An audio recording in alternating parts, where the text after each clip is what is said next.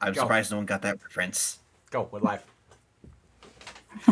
Greetings I and got it. salutations, everybody. It is I, Anime Guy, your DM and your god this episode. And to those who got that reference, good, you get a cookie and you probably are a Warhammer fan. My lovely player characters, introduce yourselves pretty please. Elstencia in Torica, ambassador from Baldur's Gate and a bard of great renown. I am Miss Rena. I will be playing Zaretta Relane, the wizard with a dark past. I am Solda or Elban. I am a half of celestial sorcerer. At least that's who I'll be playing as in this session. I am Rios God. I am Aurelius Dawnlight, the oh crap, it's been a while. I'm trying to remember the name. Paladin of Lathander.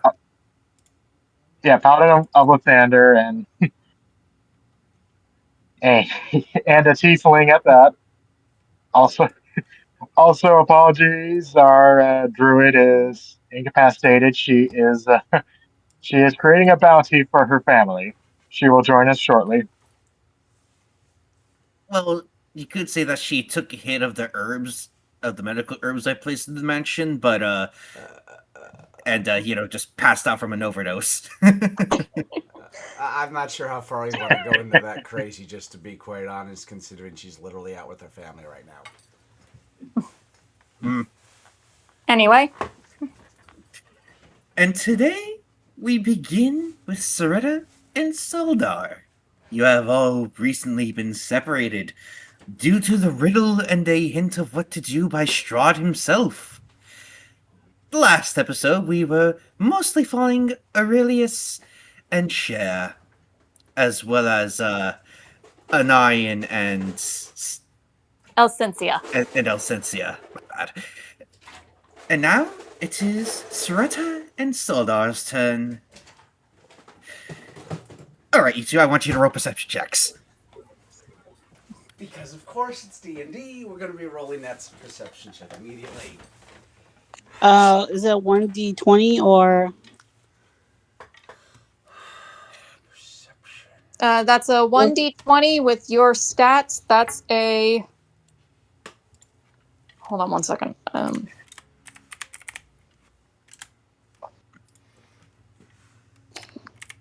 Perception, that's just a 1d20. 7. Frick. Wait, wait. Where's my... You don't have a... Let me double check if I can don't have a saving throw with that. Let's see... You... Well, how about we give him some inspiration since he literally survived Strahd? Sure. I'll allow it. So, reroll? Yeah. Reroll.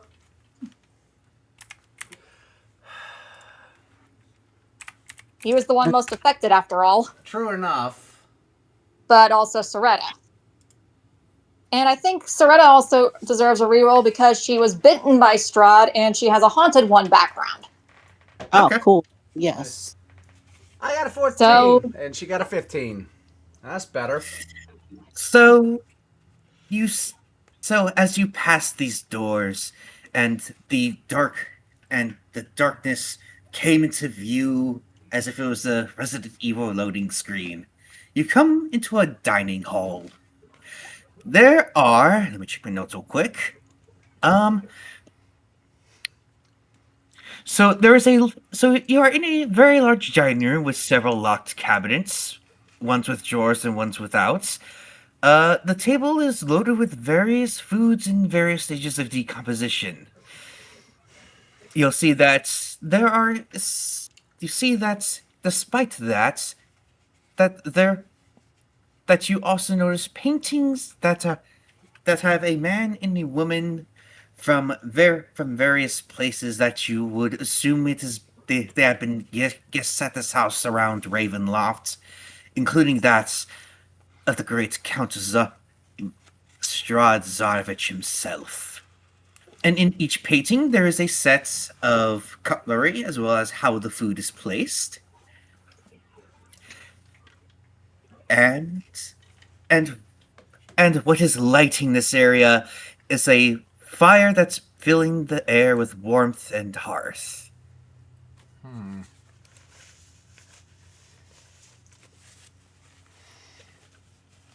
Well, this is already And suspicious. Hmm.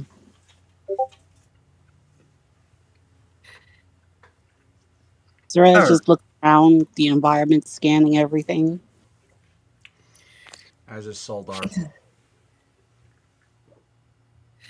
it is then Serta, you get a tingling sensation in the back of your spine. It is as if you're being communicated to. Do you wish to reach out to whatever it is that's calling from beyond? Yes. Zaretta reaches out to what's calling her. It is then that your eyes start to blacken, and as if in slow motion, or perhaps your mind having gone to another realm, your vision turns gray, and before you is your dark patron, Pale Knight. Pale Knight herself. Mistress, how can I help you? It seems you have come across this old place, I see. She seems almost serene, as if calling back to memories from beyond. I see you arrogantly thought you could take down Strahd, my dear. Honestly, did you really think that would have worked? Yes, if only I had the opportunity to slay him when I did. She just chuckles. My dear, you just because your friend had disobeyed my orders and helped you in the dark arts doesn't mean you are ready for the real world as of yet. Hmm. So please, my dear, for your own survival, heed the warnings of your compatriots, even if they reek of the light. After all, knowledge is wisdom and wisdom is power, no matter where it comes from. I'll consider it, mistress. Please do. I did not put my investment in you for nothing, my dear. Or would you rather be the outcast of the coven again? Zaretta looks away from her, very clearly, her words stinging her on an emotional level. She then gently palms your cheek, almost lovingly and caressingly, like that of a mother would. Please, my dear, I say this because I chose you for this. No one else to prove the coven wrong. That you could be part of them. Yes, mistress, I won't fail you. She then places a soft, gentle cheek on your forehead and bids you adieu. And then, as if, as if you were, I guess you could say, holding your breath, you finally taken a gust of air into your lungs, as if you had finally taken a breath from having been underwater for so long. Oh, I'm never gonna get used to that. Sarah, I want you to roll me a perception check to see if you heard that. Me? Yep. Let's see if 'Cause the dice will favor, or if I am going to be dealing with it.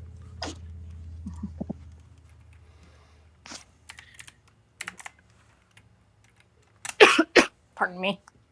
18.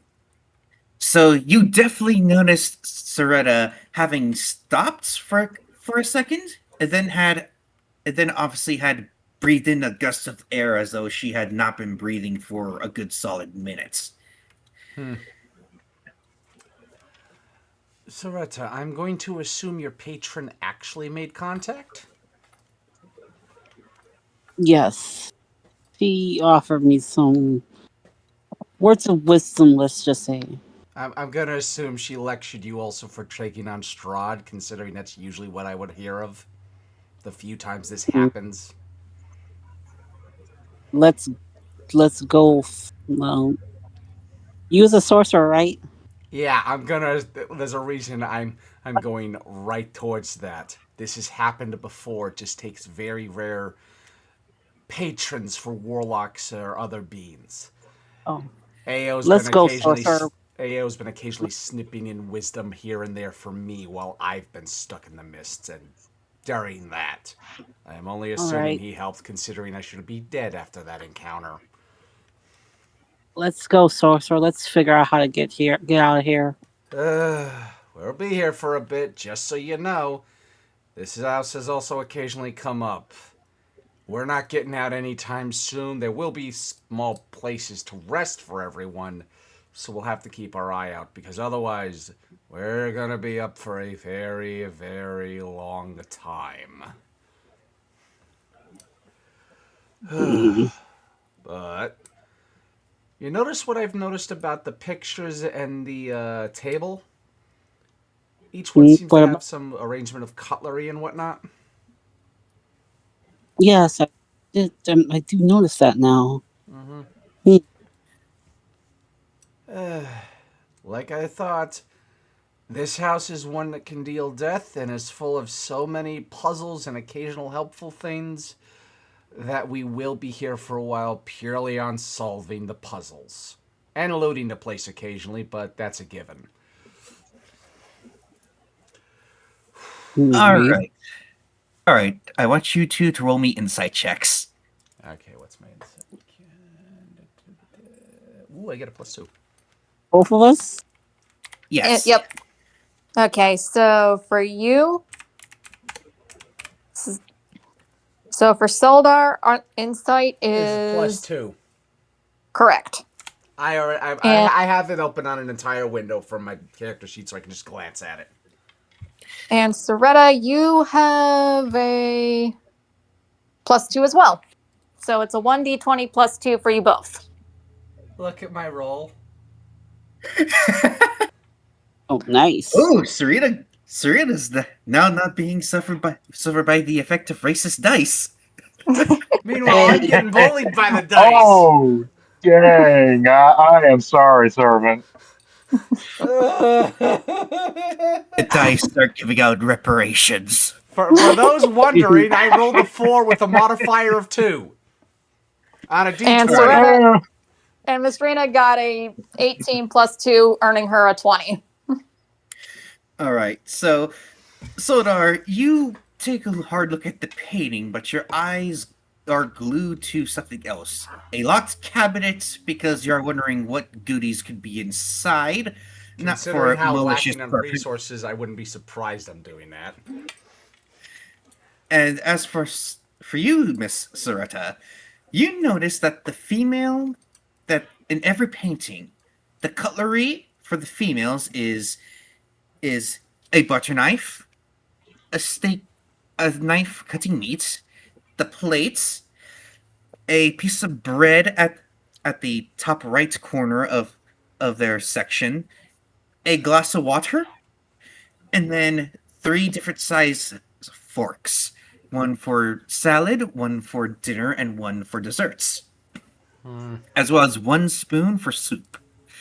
For the male side, it is almost identical, save for without the bread, and instead of water, it is wine.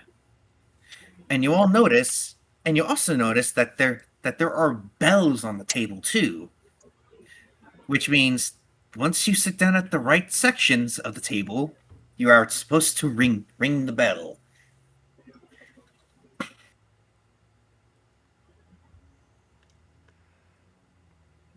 This is an interesting development. Okay, does she share Do you with want me to her ring it? insights, or are we, Do you want to share, Smith, Soretta? Do you want to share your insight with Soldar? Yes. Have you seen the presentation of the cutlery, Soldar? In the pictures, I glanced at it, but it Yes. didn't catch my attention for some reason because I noticed the locked cabinet. However, looking at it Is this now, in- huh? It appears if we set it up a certain way and sit down and ring the bell, we might have something you know, happen. yes.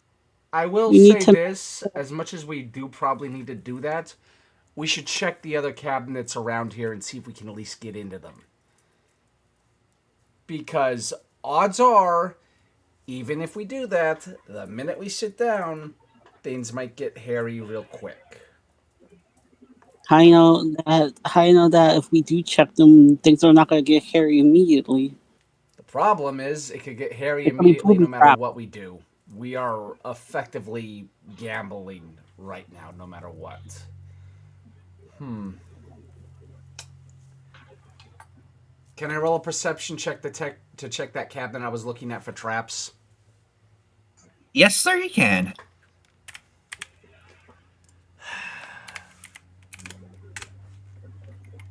8. Frick. So, so you must still have some sort of headache or something, or be, or so, or you're just not. You just can't, for some reason, get the creative juices flowing because when you check out this cabinets, you don't know. You keep just trying to brute force its drawers open, but can't seem to do so. Huh.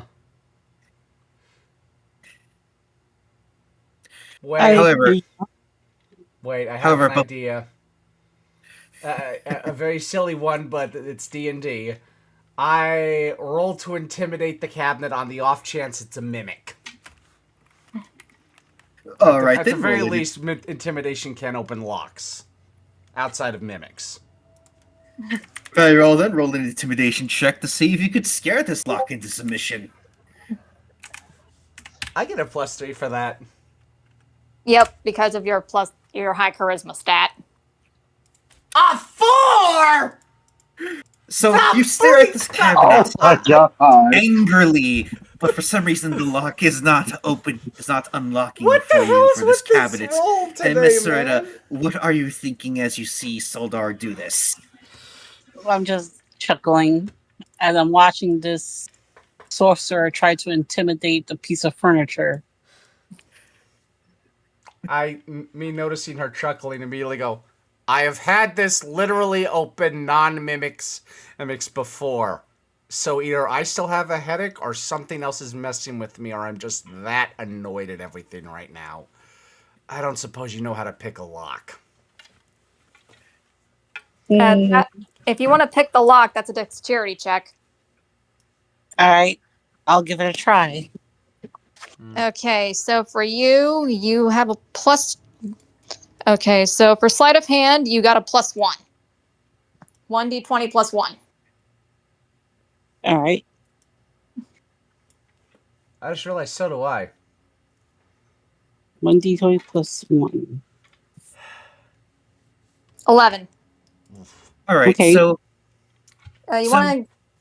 I know that in some in the most recent D&D game, if you just passed if the challenge rating was 10, they would be able to open it. yeah, yeah, I think I'll just take that then, because so Miss Serta, as you walk up to this cabinet that Sodar has been trying to scare into submission, you just take out your weapon and then just stab the lock and then twisted it, making it turn and open this cabinet.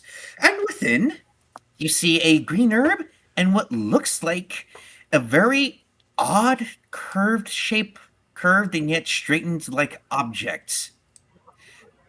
It has some sort of item box on the side of it, and it looks like you can move from side to side.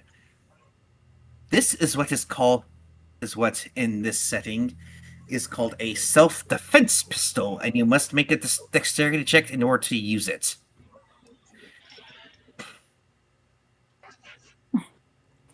So do we have to do a However, dexterity check to claim it or no? no, you Uh, must make a dexterity check to use it, and you can only use it in very specific circumstances. All right. okay, so I have an herbalism kit. I can take the herb for now, but I think you might get some use out of that. Do be warned, we're probably not going to be able to make use of it all over, so sparingly would be option. that's okay. That'll come on time. Fair enough. But at least it gives us some form of advantage in the future.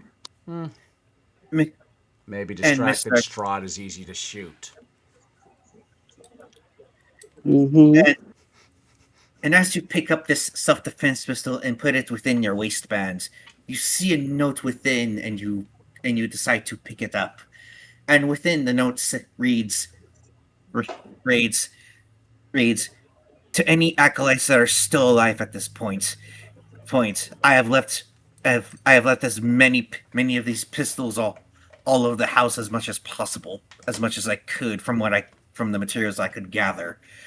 The mistress is onto someone or onto us specifically.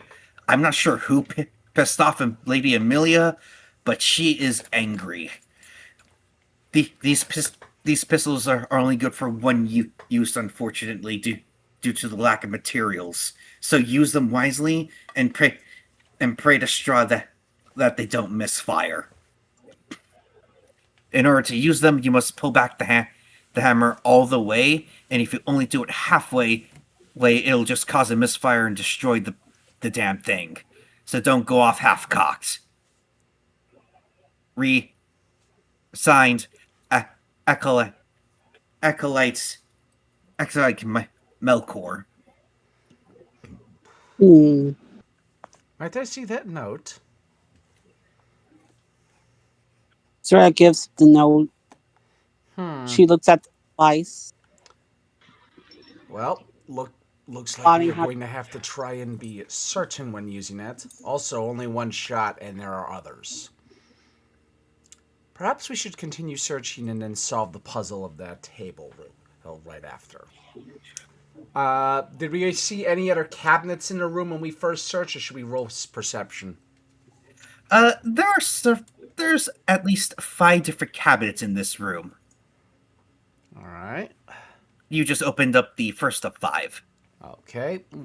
What ones are closest to us from that first one? There is one that is holding potted plants, but they're not herbs, so you cannot, turn those into herbs. And then on the other side, right next to the only other door, save for the door you had just entered, there is 2 that are flanking it, and then at the far end, where almost like right across from where the door you entered, is where the last cabinet is. All right. Okay.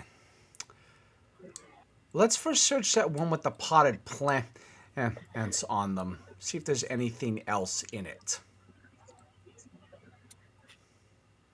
You did say the plants were on them, right, anime guy? Yeah, the potted plants are on top of it. Right. Think of it like a piece of furniture, but with a potted plant like you would have, like some old people have. Nah, I've seen that.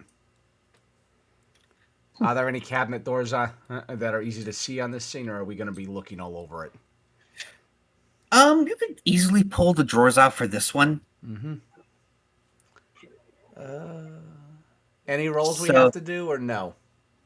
The ones that require rolls are ones that are going to be locked. This one isn't locked, so you can just simply open up the drawer to see what you find inside. Okay. I move to open the drawer. All right. As you walk over to the other cabinets, that you open up the drawer and you see a dagger inside. With another note, and and as you pick it up, you also pick up the notes as you put the dagger into your waistband. for easy access. And in this note, it reads, let's see, to to any, to any who are still alive at this point, I have created several daggers for use. I'm not sure how much longer I have, and I hope to the gods that I can get out of here alive. These daggers contain a special poison that could incapacitate the creatures that Lady Amelia has created here. And I think Lord Strahd has abandoned us. Acolyte, acolytes. Let's see, what? Ac- acolyte. Damn it! How do I pronounce this name? Acolytes. Spell it out. Oh, sorry. Sorry, I must be still tired. Acolyte Dmitri Pancherico. Soretta, take a look. It appears it's not just pistols that were created by the acolytes. I show her the note. I'm guessing each time we find a dagger, we should be careful to not touch the blade if they're so poisoned. Because if they're meant to take out creatures, they would probably do worse to us. Tell me, sorcerer, what is your knowledge on poisons? Do poisons affect vampires? Roll me a history check, servant. Okay, hold on. Let me check my modifier. I got nothing. Let me roll that.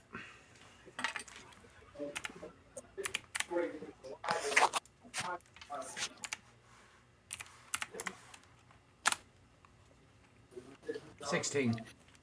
So you know from your knowledge and studying a lot of things that yes, poisons do affect vampires, but only specific poisons. From what you can gather, this poison can affect a vampire and negate their healing factor, but only for so long. This is Give me a rough estimate. What do you mean for so long? for I'd so say long. about like one. I'd say, basically for like one turn. Yeah.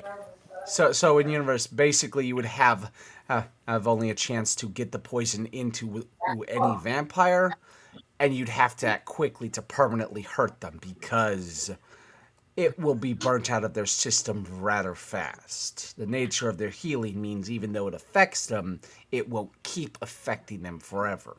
It will eventually get out of their system. But the unfortunate bit for this is this poison burns out fast. You basically have to stab them and then kill them.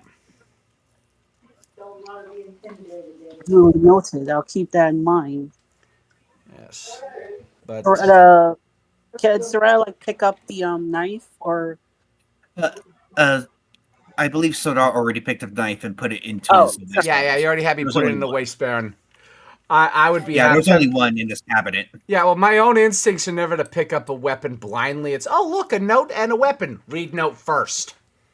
Soraya asked Soldar if she can hold on to the knife. May I have the knife, Soldar? I See suppose more. you will need it the most, and you would get the most use out of it. Do not touch the blade until we are certain you are okay. I have to lecture me like I'm a child. I know I'm doing. That I whole tell blades will. everyone these things, sadly. Anyone, especially when I care enough of to warn them. I would rather be certain you are safe than assume and be wrong. Zoretta proceeds to roll her eyes like a child responds to a dad lecturing them. And then there are now three cabinets left. But would you guys like to try to solve this dinner puzzle or continue to loot? I would probably go for at least the other two cabinets at bare minimum just to see what they're like. Zoretta decides to solve the digger puzzle as he's looking through the cabinets. Fair So enough. So your role, Miss Soretta, you had already solved the puzzle. You're just now waiting on Solar to finish being a loot goblin. Yeah, that's the problem. We both have to sit down for this, then ring the bell. Yeah. So I'll go to the Are you two. Huh? sure? Yes. What is it? Thank you. Now, can we please just solve this puzzle and just leave? You already solved it. Yes, and I'm waiting for you. I want to make All sure right. we find everything in this room first. Because I know at bare minimum, even if we don't have an encounter, we probably won't be able to easily get back here. Again, there's enough stories about what happens in Ravenloft and with Strahd to know when you wind up in this house, don't assume backtracking is possible or that the rooms are obvious in how you can find them. I'm not kidding. This place shuffles the rooms sometimes. Yeah, thanks to your history, Wool, you know that apparently from the many stories of those that survived and managed to leave Ravenloft, the the Death House in its in this configuration has the tendency to change its layout to different various mansions and styles from around the world. Mm-hmm. Yeah.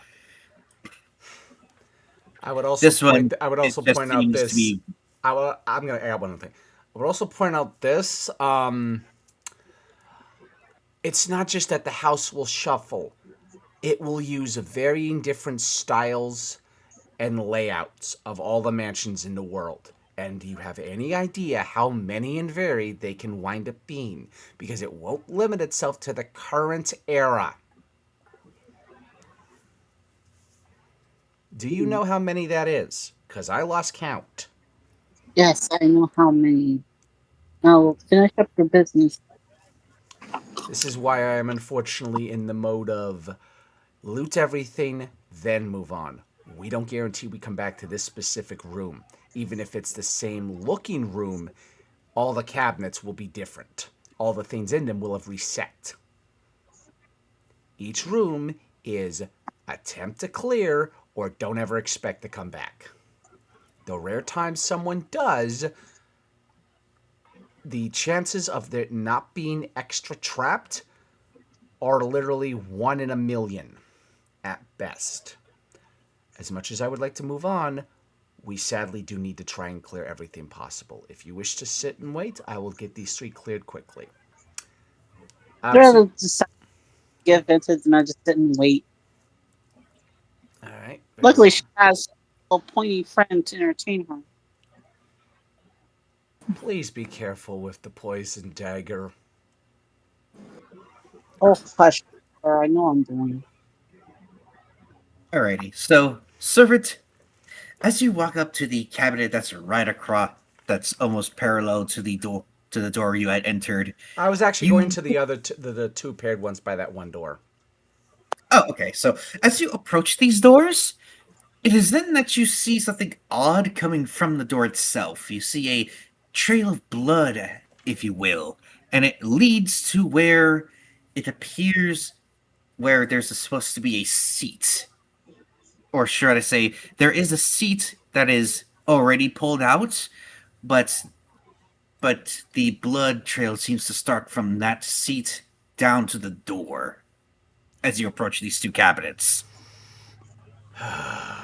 I hate being right about traps sometimes. Oh dear. A blood trail from that chair to this door. Yeah, this is anonymous at all. I roll perception. Very well then, roll perception.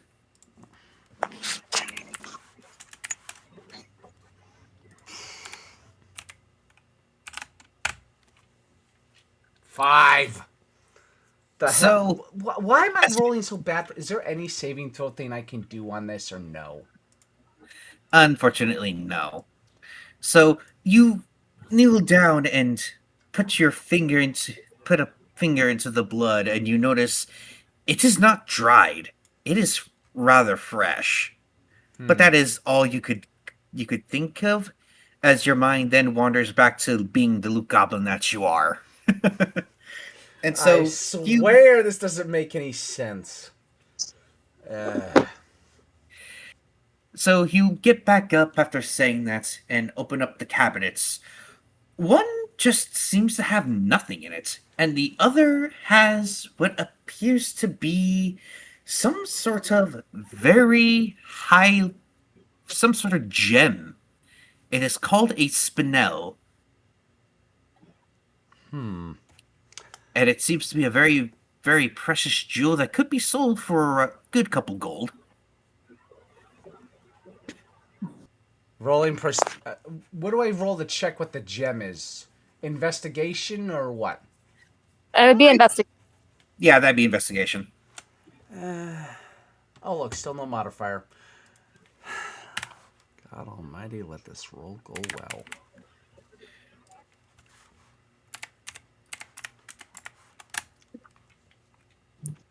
What? What? So, Oh, shit. so as you're inspecting this gem, no name. It doesn't seem to come across in anything that you have read or have remembered when it comes to terms of precious jewels. So you just shake your head. You just shake your head, shrug your shoulders, just put it into your bag of holding. No. My immediate response would be to just take it out and show it to Soretta. Go, do you recognize this? Because for some reason I don't. All Ah, right, all right, all right, Miss Soretta. I want you to roll a investigation check for this identifying gem. 120? 1d20 with a let me double check. You have a high intelligence. So that'll be that would be an investigation check. Yep. Oh, give me 1 second. Let me check the character sheet. That'll be a +4. Sorry about that. The garage door got opened. Yeah. 14. So, Miss Soretta, you notice that it is a very, very rare gem that, thanks to your mother having been just delving into documents at your old home when she was imprisoned in a fortress, this spinel, very, very rare from where you come from, it is quite a common gem and used as currency for some unknown lands that your mother couldn't figure out. So you assume that this gem is a part of regular currency in Ravenloft. my, I didn't think a gem would would exist in this area. You learn something new every day. Hmm. And from what you said about what your mother found, that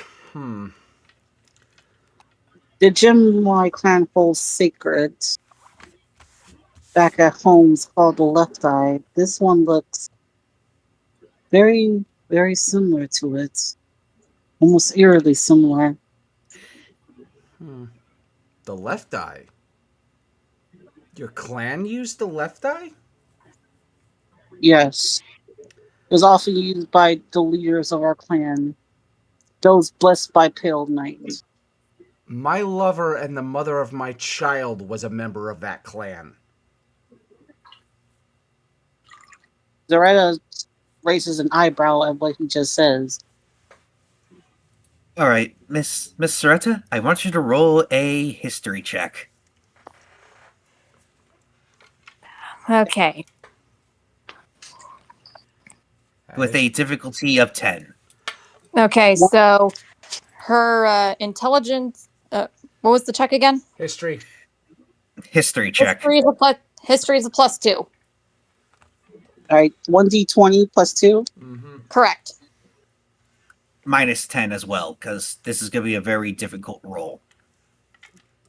1d20 No, plus she just needs a clear 10, right? No, this is a negative 10. Wait, so 1d20 plus 2 minus 10? Yes. Oh, boy. -4. Oh, yeah. So you I this. refuse to believe that roll should exist. I feel cheated. I agree with her. I'll just say that it's just a net. It's just a zero. If I So was wondering, it Miss reads -4. Miss Soretta, you you have an inkling suspicion about Soldar's knowledge of your clan, and you are immediately terrified of it. After all, your patriot did say despite while heed the wisdom of your compatriots, to beware them because they are still of the light. What do So you you don't know if he has any nefarious purposes with that knowledge, or perhaps even more dastardly ways to use that knowledge. Do I notice her making any reaction or no? You would have to roll a perception check, or sorry, an insight check for that, and that's if Sarita describes what she's feeling right now.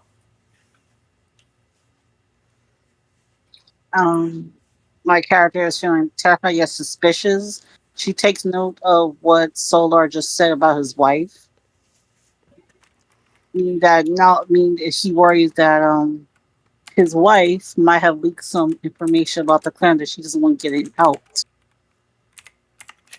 Yes, for you, Mister Sarita, for because of the way your clan operated, you you don't know whether or not Sodar could have been originally a malicious figure and having slept with one of the people of your clan, or anything like that, because he could have been a negative force prior to, so to say, having a come to Jesus moment, which means he could have fathered anyone from your clan, save for your best friend. Zora glares at Soldar with suspicion. Before Rolling Soldar can insight. like notice, she kind of like glares away. You forgot to add the r/. I saw that. Hang on.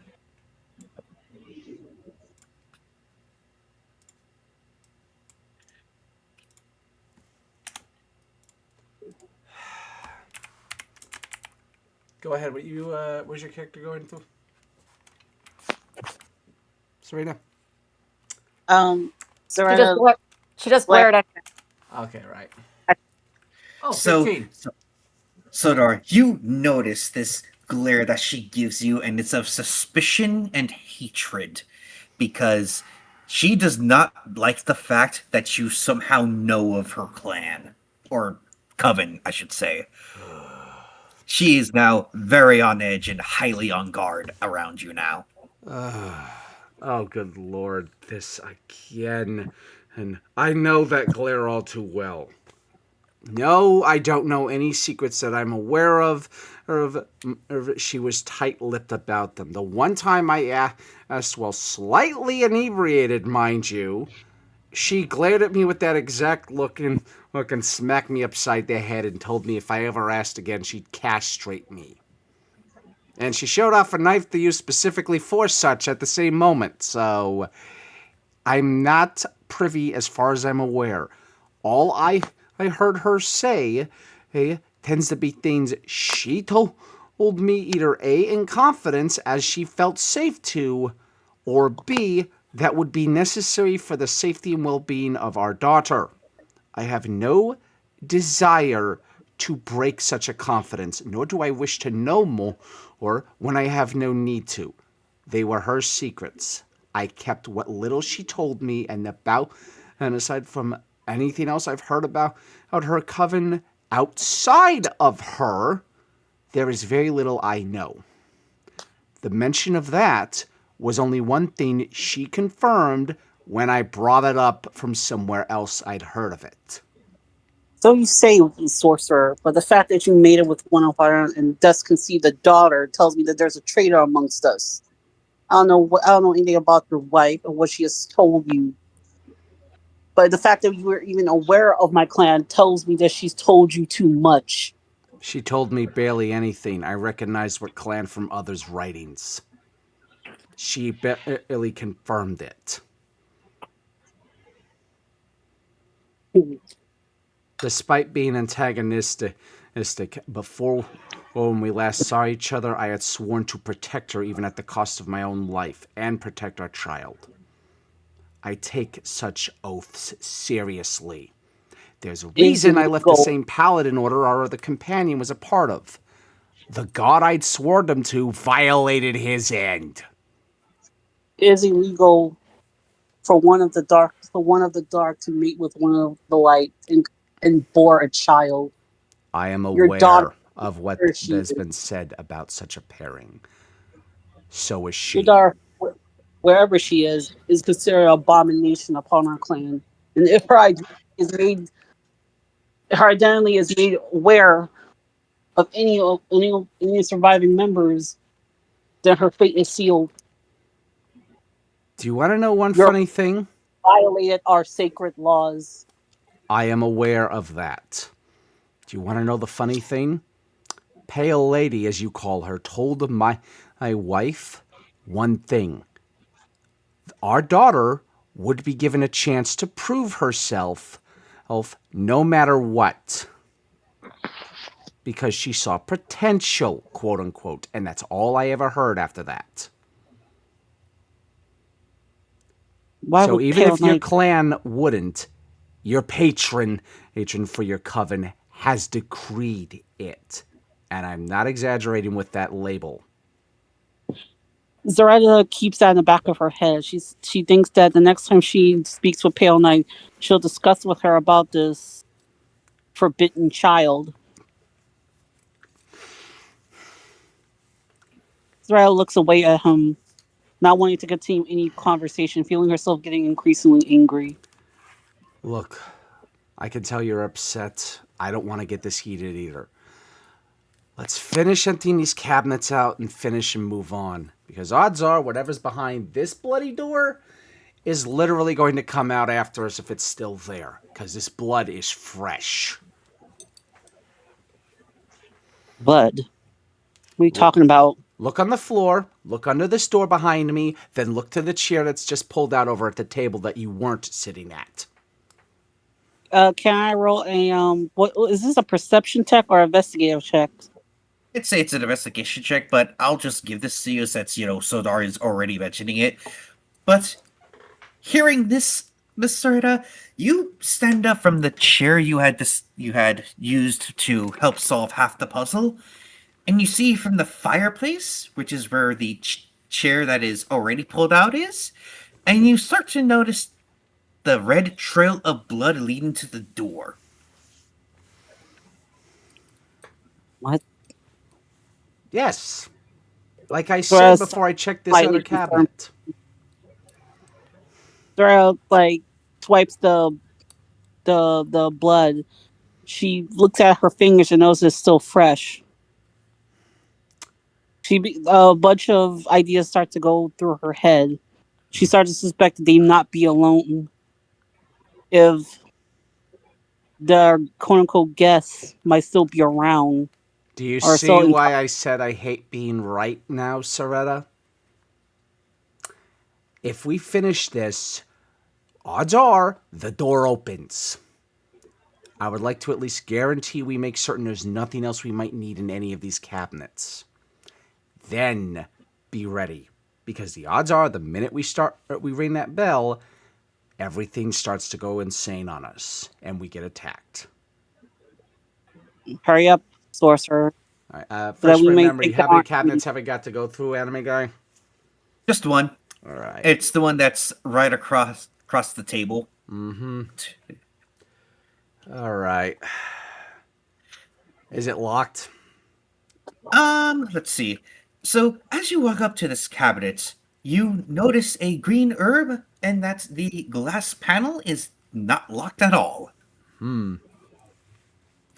Oh, So, look, another herb.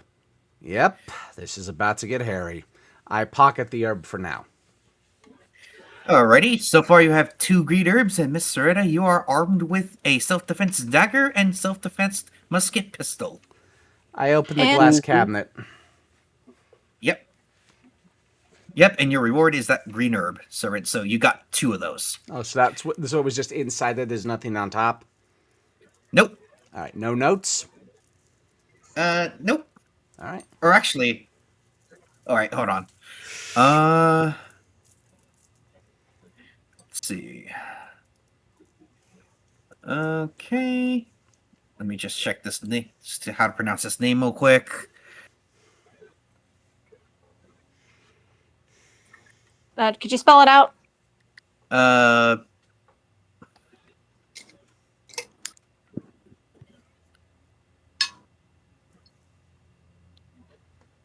all right. So in this note, you see, you, you see that it says to those who are not aware, this house is known for gardening green these very mysterious herbs. Apparently, the lady of this house has always loved gardening, so she and her daughters have been growing these odd weeds. While while we simply call them herbs, they are known as Zarvich colors. They are called Zarvich colors. There are red, green, and blue. This this simply put, these mysterious and yet magical herbs have very great healing properties, but they cannot regrow limbs. At be- however, we I have however, due to testing, I have managed to figure out that they, they give resistance to necrotic and wait a minute, what was the other part? Poison. Necrotic and poison resistance. But do beware. Overdosing on them when you don't need to will lead to very, very bad side effects. Signed signed Acolyte Romulus. Soretta, read this. It appears the herbs are going to be popping up more, and there are 3 kinds. Strahd takes the note from Zelda.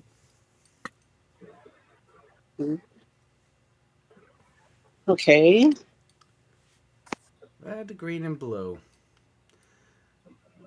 I would almost make a joke about odd color pairings, except for odds are that will be very useful given necrotic and poison resistance.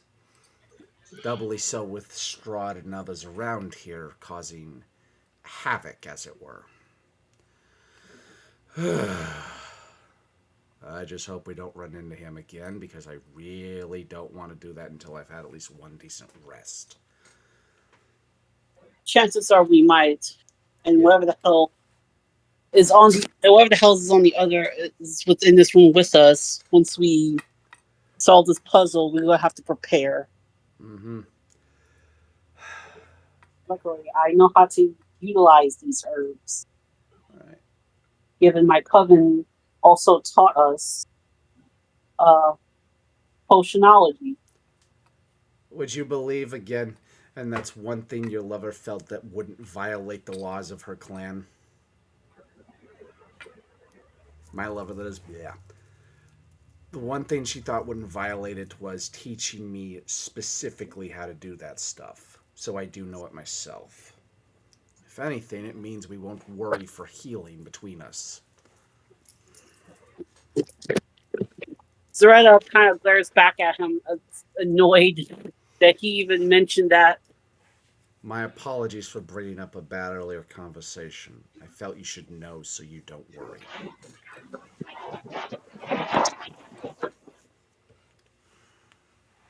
Zaretta looks away from him. She continues to study the herbs, thinking of trying to recall the different combinations that her mother had taught her. Should she roll a history check for that? Yes. It'll be a for you, Serena. A history. That's a +2. So 1d20 +2. All right. Yeah. 19. Wow. All right, give me one moment. Ah, free lore.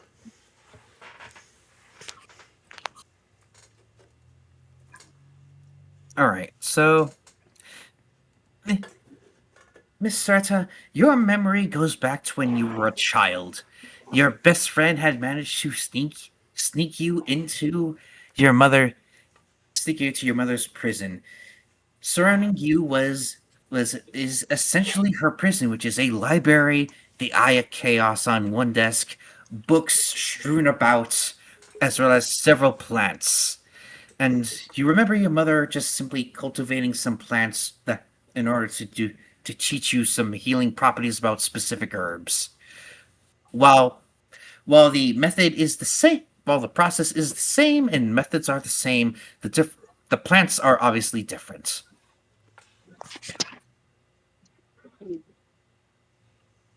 And this actually brings a small smile to your face.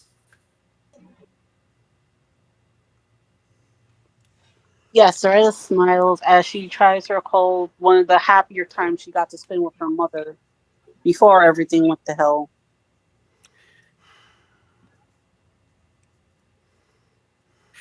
I'm gonna be right back real quick. I gotta do a rush break.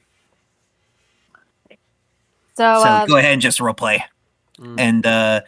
And Diva, do you think you could tell them to do specific roles if needed? I can try. I've never done this before, but I'll give it a shot. All right, Yeah. thanks. I'll be right back. I promise. Okay, so Zaretta acts Soldar in her own personal way to test how much his wife told him about their clan secrets, about what kind of mixtures you can use with the two herbs. It was the green herb and the blue herb, right? There was a green one, a blue one, and a red one. Yeah. Yeah.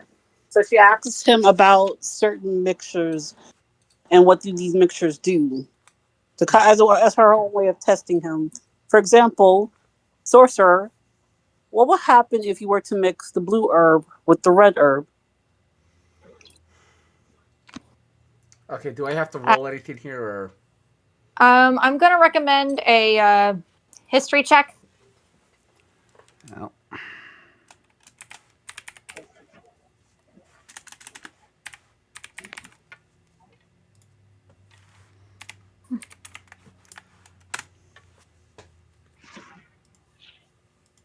You rolled a 1. For crying out loud! I swear, there's no way that should be This, rolling that. this is I'll, not your Sesame Day, man. No, wait. I'm supposed to know this stuff. I have an herbalism clit and everything. There's no way that works. I'll, I, for the sake of the fact that you've been getting some rotten luck, I will permit you a second roll just because I'm that nice. Thank you. And I'll even give you a bonus of a +5 just to be on the safe side, plus your modifier. What is my modifier? Oh, wait. Yours is, All right, I'm back. Shouldn't the I, modifier for knowledge about that be medicine, not history? yeah, it should be medicine. Oh, wait. We guessed wrong one? Okay. It's +2. Yeah, All we guess right. I was being a dum dum. Okay, Uh, okay, he passed that one with ease. Thank God. okay, good. My man needs a dub with the dice. All right, what happened so far? Okay, so she's quizzing him about what the herbs do, and he rolled a 24 because he had passed a medicine check with a high advantage.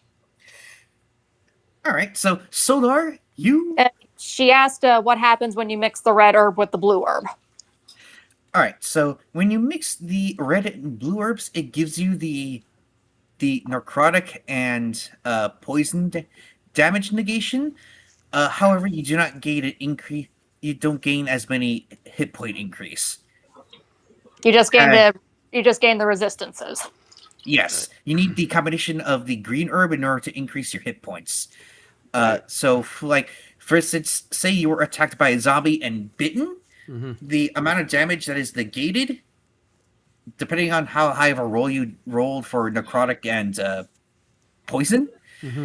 uh, the those amount of the amount of damage that the bite would have done to turn you into a zombie is negated. Ah. All right. Let me see if I can role play this properly. From what I Just mention if you want to just make it easy on yourself, just say that those two combinations make you immune to necrotic and poison. I was about. From what I remember, those two combinations are usually only used for negating necrotic and poison damage. They don't do much to modify one's health or healing. They do negate. For example, if even a zombie were to bite you when taking those in, they will basically negate any sort of necrotic or poison damage from the bite. The worst you have is a bite mark. Maybe it bleeds, depends on how hard the zombie bites you. Zareta is taken aback by his knowledge. His knowledge demonstrates to her that his wife did tell that his wife, who was a member of her clan, did in fact tell him some of their secrets. I'll Yes. admit, when it comes to half the herbalism knowledge she shared, she did it out of frustration of me seeming to only half know things, even though I knew more than most in the Paladin Order at the time. Is it? Maybe you have a touch of darkness in you, sorcerer.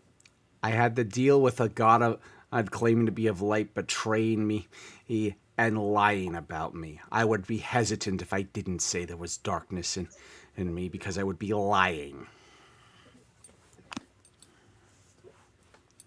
Does this intrigue Soretta to prod about it, or does she or does it roll off her shoulder? She kind of prods a bit more. Sorcerer, did your wife pass down this knowledge to your daughter? To my knowledge, she would have. I do not know. At some point, they were taken, and I could never find them. All I have left is. Let me double check. By who? It's the watch that you got around your neck. Right. All I have left is this watch from her. Zareta watch and examines it. This does prove that his wife is of their clan, and the watch even looks familiar. She's seen this before on someone else, someone close to her from her past.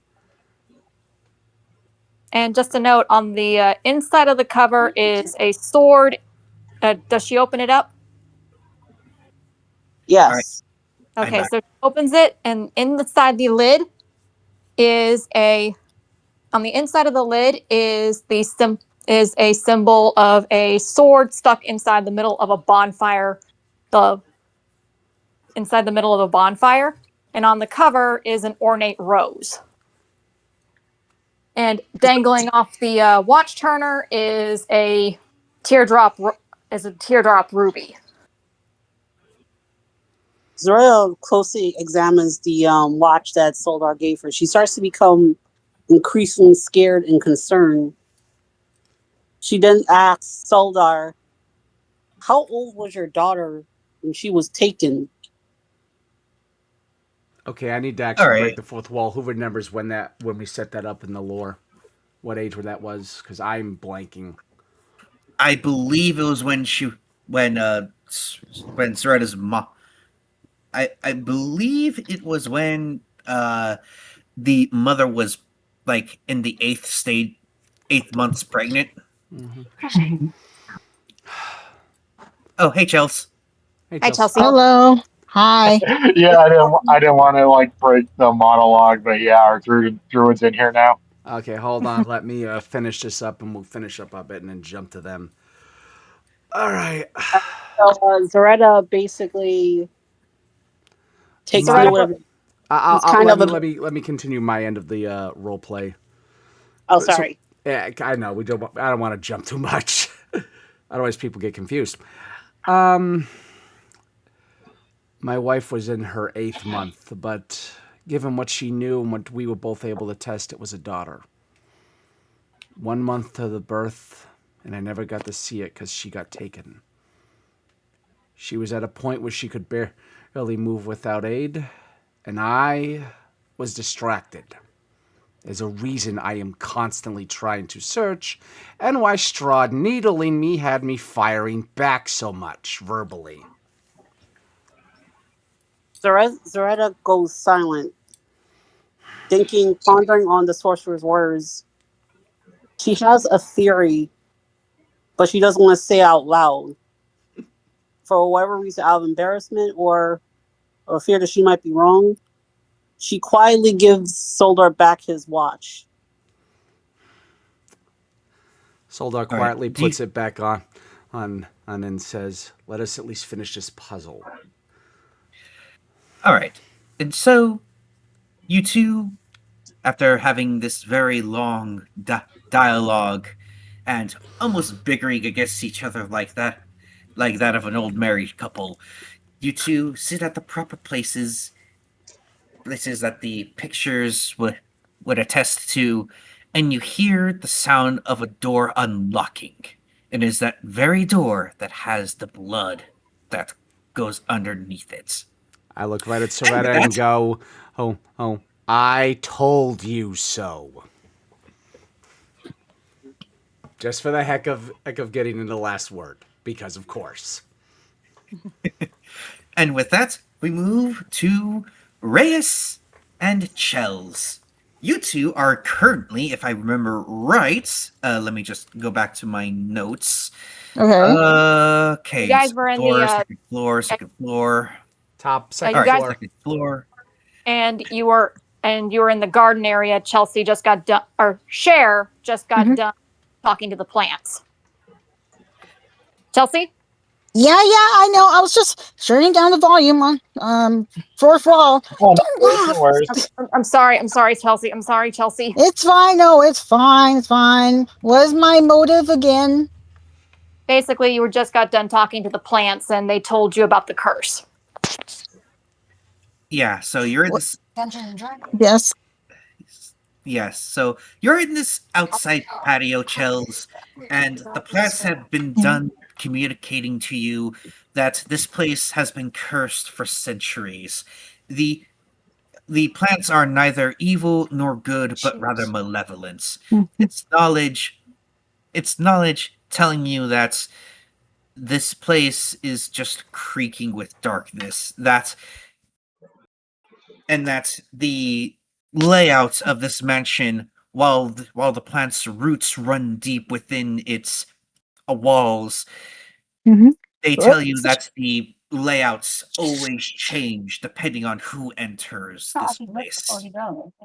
It also lets you know that there is a crank that must be turned to unlock one of the rooms within. They cannot tell you which ones though. Can't threaten the flower to tell them where to go or just figure out where it goes. Unfortunately, yes, that is the extent of their knowledge because their roots are blurry at best when it comes to this place. Okay. Let's figure out the puzzle with the flowers and look around for clues. What should we Cher. look for? Yeah. Oh, by the way, Cher, you notice that Aurelius looks a bit distraught over something, like something's bothering him. Uh, Darius, why are you so distressed? Distressed? Distressed. That works. Yeah, Okay. distressed. Is I'm something just on your thinking of what mind? yeah, I'm just thinking of what the sorcerer has said about the god I serve and these lies. Huh. Can't be that bad. Or maybe it is.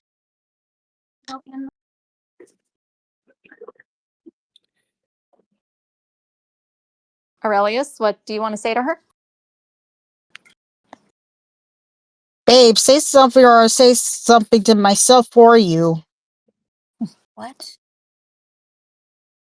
Reyes, are you there? I think he flatlined. Ray? Has Servant? Mike traveled? Oh man. Just stay right. He's logging out temporarily just to fix his mic. Okay. Apologies, I wandered off because I had to go use the restroom real quick. I didn't think his mic kicked off. I will. If Go you ahead, want Yeah. that to, happens. if If you I just want to, get away from the computer. if you want him to speak through your avatar temporarily, we can do that too. Hang on. One sec. Okay. Sorry, everyone. We're experiencing some technical difficulties. Your headphones died?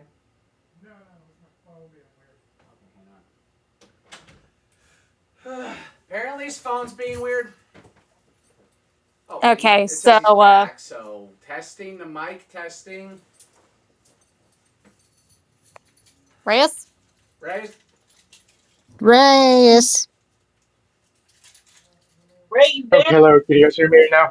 Yay, we Yeah, we can can hear you. Okay, where did it cut off? Basically, she just asked. It can't be that bad, or can it? Oh, right. It's just I swore my life to this god. What worries me is I wouldn't want to serve someone in that alignment. I see. I don't think they, and again, it's like I don't think they could be bad if our gods are mates and they give me an opportunity to be around such a beautiful druid. And at that, Erosin realized what left his lips, and the moment he realized it, he is he is blushing. Oh, did you hear that last part? Yes, I did hear that last, but that's still nice and sweet and generous and words. Aurelia starts blushing. Starts blushing. Oh well.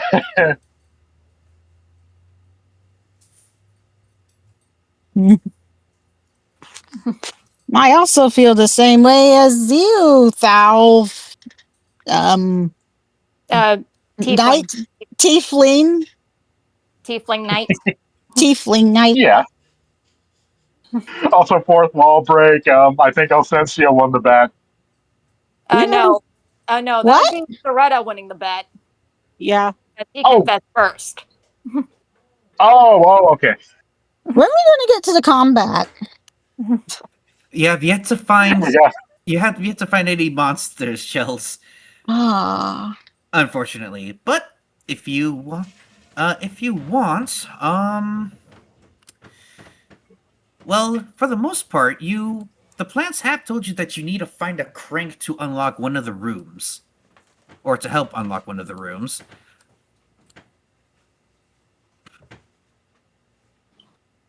oh, I see.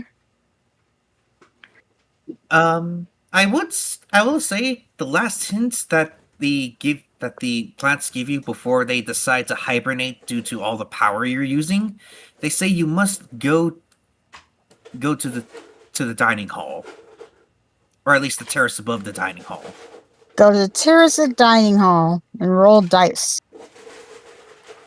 Dining hall it is then. All right, so do you guys make your way there? Yeah, we go make way there. All right, very well. So you and Reyes now happily, almost poetically, lock arms and slowly walk to the dining hall. And within the dining hall, you realize you are above. Well, you are in a terrace above the dining hall. Let's see. Let me check my notes again for this. Um, you see that there is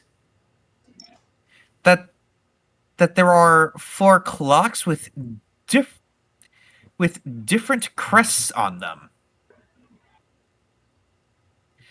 They are that. I want you to guys roll perception checks. Okay, Okay, I'm working on it. for you, Chelsea. For perception, that is a plus 1d20 plus 5. You got an advantage.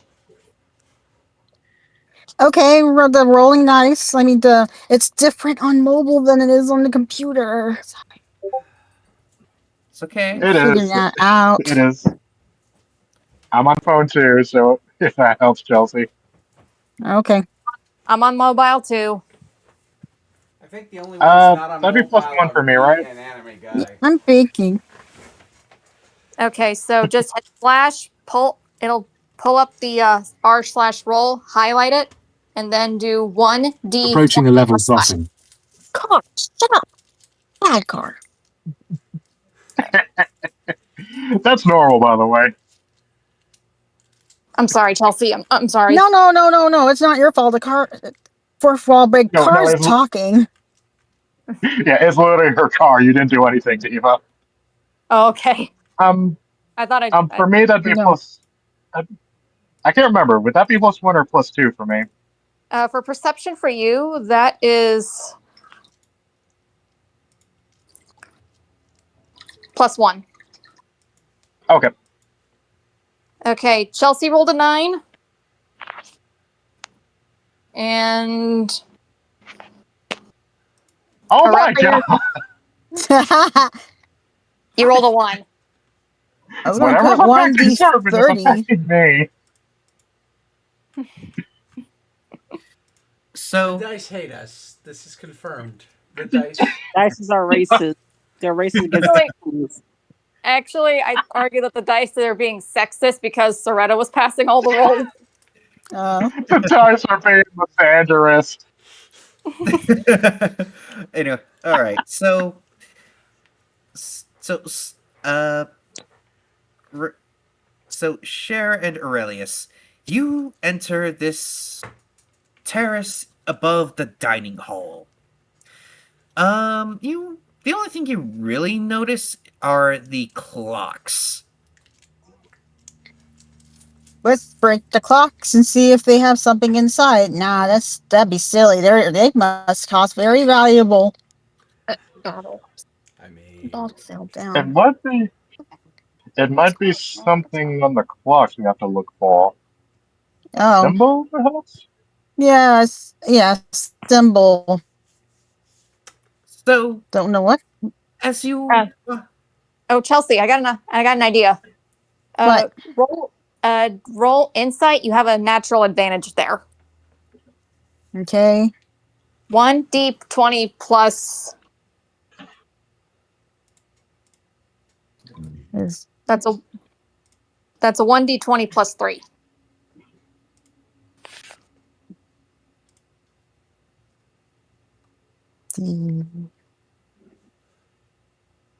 the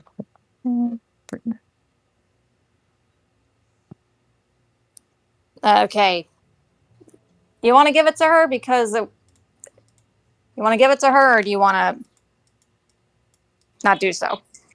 let's Jesus. see. So let me check my notes real quick and let's see. Hmm. So Cher, you Yes.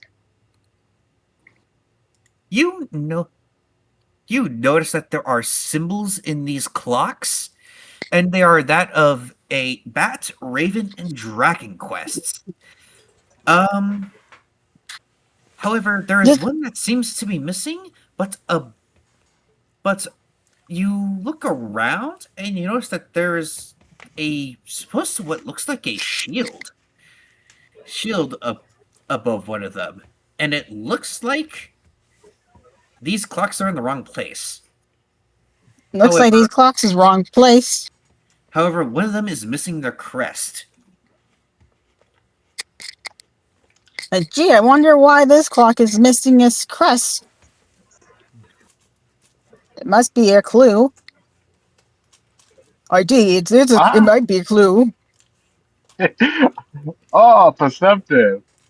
So if we so if we find the Percept. clock's crest, we could probably find our way out. Yeah, we could probably find a way out. That sounds good idea. All right, I want you guys to roll another perception check. Okay, Yeah. so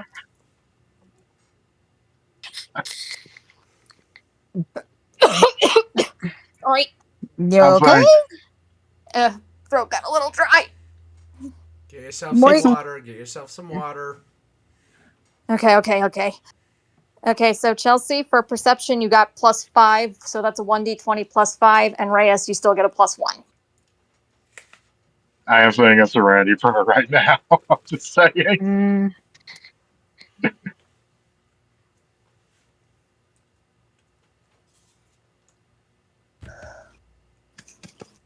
Why does the dice hate you guys now? You two used to I have have, good rolls. The dice are just, I are have are just no angry and idea. spiteful. Actually, because let do you want to give them inspiration because they survived Strahd? yes, give them inspiration. Whatever Sure. that means. Go ahead and try to reroll with a +2 to each of you as well. Actually, so that for you share. So for you share, that's a 1d20 +5 +2.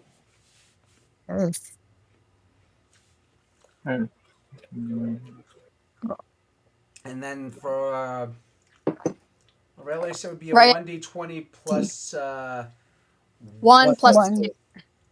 1d20 plus 3 plus 5. plus 5 plus 2. Oh, finally!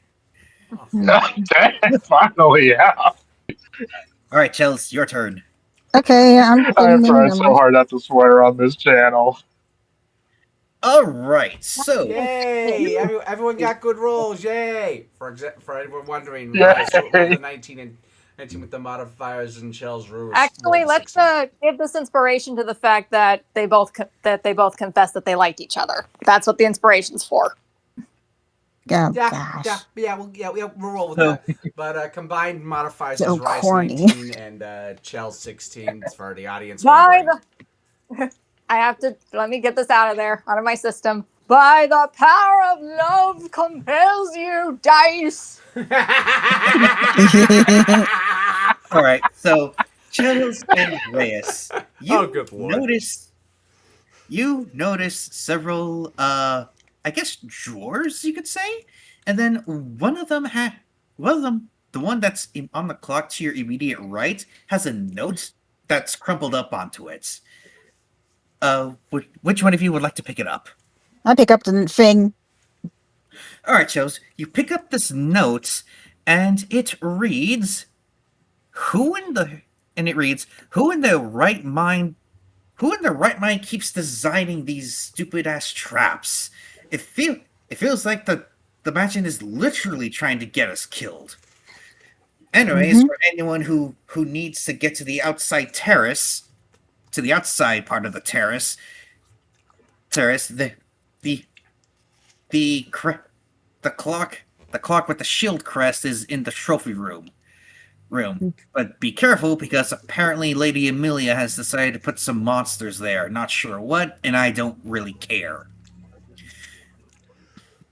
They go get the bat. Open the drawer. Seer opens the drawer, gets the bat, and hits the monster. Not how that works, but No, what you do take Mm, out is let's see, the terrace dining plant hall. weapon. You actually take out pieces of gold, Oh, okay. but Money. Your and, money. and with that you also get half of a map to the second floor. Okay. Do you want to give it to Aurelius? Here, Aurelius, to have the map. I found it in the drawer. Thank you kindly. I didn't open the door yet. Damn. So so so Miss So, Aurelius, you look at this map, and it's only, unfortunately, for this half of the wing, or for this half of the second floor. But you notice that the trophy room is about two, is from Sorry. I'm gonna share my screen real quick to show the map. All right, so you're in this dining hall right here. As you can see, Right. there's this storeroom right here. However, over here is the trophy room. So you must go through this door, go into this hallway, past these stairs that are locked, and to get to this trophy room.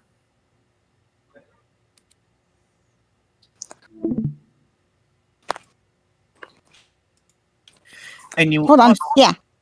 and then Chels, you also look at the note again, and you also see that the note has a PS. In order to get to the outside terrace, you must put the clocks in the right order, which means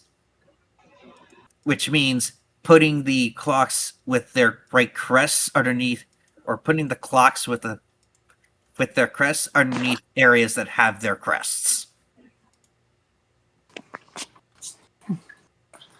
So not only do you have to go to the not only do you have to go to the trophy room to get the shield crest for this clock that you're in front of, but you also have to rearrange the clocks. Okay, let's go rearrange the clocks to figure out this puzzle and then do some compact. Here, Aurelius, you're I'll a show you big, where the strong trophy. guy. Sorry about that, Aurelius. Oh yeah, and here I can show you where the trophy room is on the map. All right, so give me a sec to rearrange the map again. So I'm gonna share my screen again. So you seeing my map, Reyes?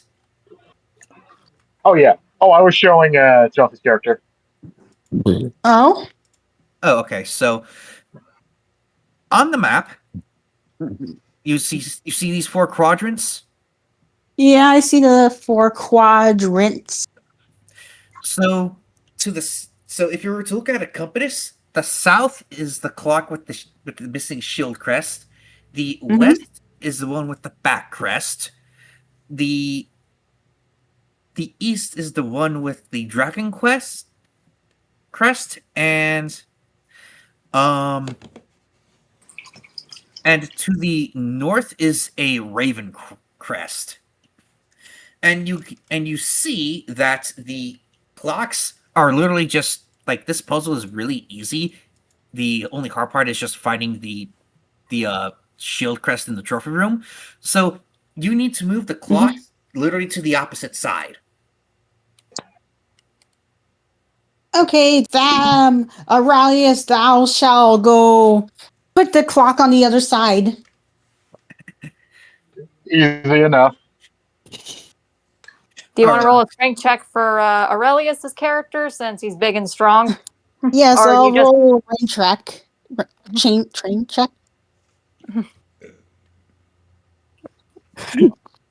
or Uh, or does he just naturally just pick it up because paladin? I guess pick it up because he paladin. Alright, Reyes, roll me a strength check. You got an advantage here, buddy. Yours is a strength check of +2. And because okay. paladin, is it okay if we add a +1 as well? Because paladin. His strength is +3. Oh, I was reading the wrong thing. My bad. No worries, it's fine. Happens to all of us. So 1d20 +3 For me or for Ray? for Reyes. 19. Okay. Alright, Reyes. Aurelius literally just picks up this clock and has it over his shoulder as he starts walking around to move these clocks. Chills, are you going Yeah. to help? Are you going to help him, or are you just going to be a loot goblin? Because there's like several cabinets here. I'll be a loot goblin. All right, roll me an investigation check. How get do a I plus- spell investigation? INVE. Oh wait, I'm supposed to put numbers. Never mind. Okay, so yours is a 1d20 plus 5 because you have a high wisdom stat. Okay. Mhm. Hold on. Actually, more correction, that's that you get for. Here it is.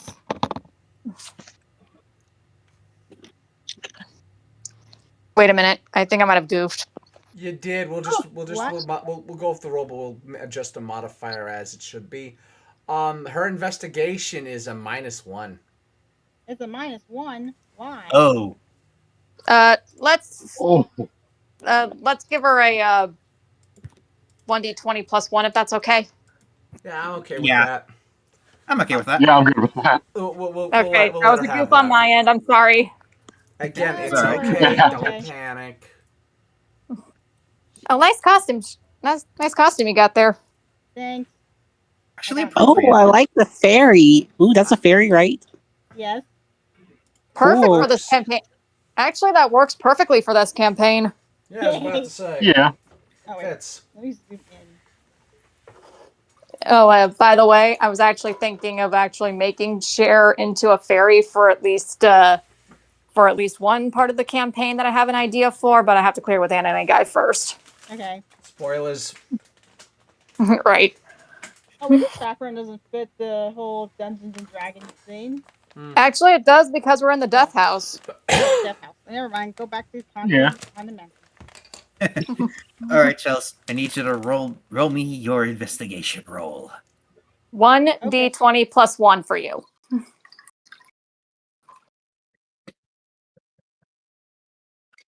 One. Fair warning, I am using a different keyboard, so you might hear clicky clacks. It's okay. Yeah. I have Yeah, no it problem with happens. it. Besides, I don't mind. I actually don't mind that sound. Okay. 1d20. 20 plus 1. 19. Alrighty, so We'll be a loot goblin, little one. Eh, all right. I'm gonna get all the loot. The loot bunny has entered the chat. So, Chels, Yeah. you go through you just ransack these cabinets, and for your troubles, you get so you notice that in the clock that Aurelius was originally carrying, it has a tinderbox, a red herb, and a red herb. Uh, you also notice a note in the clock for the ravens, but you find 20 gold pieces. You also find a self-defense dagger. As Okay. and let's see what else is in my notes. You also have one bomb. Reminder that Chelsea doesn't know what the What? dagger is. You're gonna have to explain that again. Oh, so Chels, for these daggers and these quote unquote self-defense pistols, they are essentially one-shot muskets, and you must use a dexterity check to use them, especially in tight binds, such as a zombie about to bite you. So if you get grappled by a okay. zombie and they're about to bite you, you gotta roll a dexterity check to see if you could either stab them away and they fumble backwards, or they lose their head in terms of the self-defense pistols. So you find one dagger, one pistol, and let's see. Of course, the 20 gold I already mentioned, the note I already mentioned that's stuck, and the red herb that's stuck in one of the clocks. You do know. You do notice that there is a body in the outside terrace. Oh, whoopsies. You not only found knives and guns you can use, but you now just also found a dead body. However, the Oh my outside God, dead terrace is body. yes. However, for the outside terrace, it is currently locked. And as the previous note mentioned before, if you need access to the outside terrace, you must obviously go to the trophy room. However, Okay. you find one more note. In order to, and this is just by some random, it's very, very, not well written.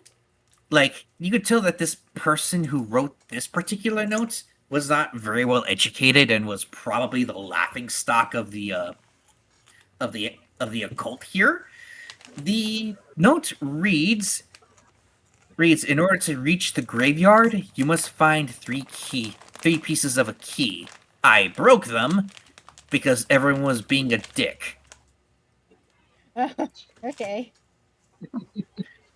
The locations to these parts are, let's see, let me check my notes again. I'm sorry. Let's see. So in order to get to the three pieces of the three pieces of the graveyard key, you must find the one in the library room, the armor room, and the kitchen. Okay. It is then that your eyes see something on the body of the outside terrace. It is a piece to the graveyard key because it Oh, has a goodness. tombstone on it, and it's in the hands of this person who is just slumped over, and it looks like he was literally mauled to death. Oh. Do you relay this information to Aurelius? Yeah. Aurelius, I found a dead body and it has a key. Oh, wait, Oh am I not my. supposed to- Yeah. If, Crazy.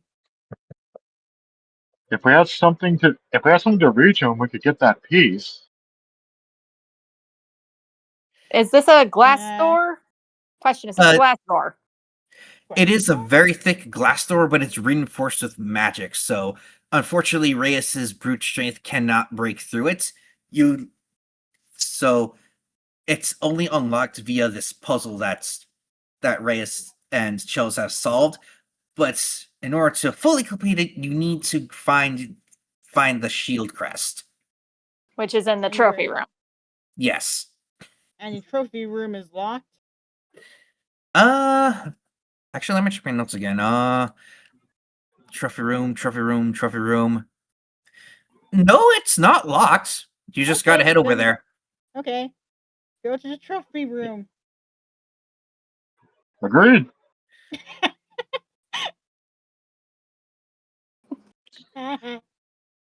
Also, out of character, I'm sorry for getting so excited earlier, Chelsea. I'm really sorry about that. No, it's fine. I should be sorry. Stuff in the background was just like, hey, background noise, you're doing something. It's like, no. Like I said, if I came off as rude, I apologize. I'm sorry about that. You're forgiven. Oh, Also, I have a little flower on my face. Sun on my face. Correction for the notes. I totally must have overlooked it because of how close together some of my notes are. So for the note, it says, I have learned of a prophecy in the library, and that damn woman hid the final piece of the graveyard key. Unfortunately, the library is locked away and is unable to be accessed normally. I hate this place's geometry. Why does it change depending on who visits? Either way, Lady Amelia told me to keep quiet about it and to never speak of it in front of Lord Strahd. Why? And it's signed the House Chief / Historian, Sitar D. Bakatar, Loyal of Amelia. That's a mouthful of name. That's It's a why you title have plus. nicknames. It's a title. Well, it's a title plus his name, as well as who he's loyal to in terms of the house. So can I have a nickname? No, it's not royalty to have nickname. That's what poverty people have. Nickname.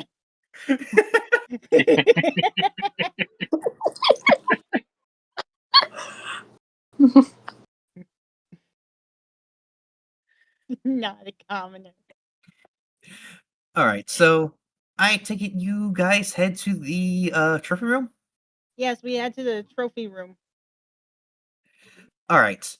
Let's see. So as you two are, as you two pass through the door, I want you two to roll Constitution checks.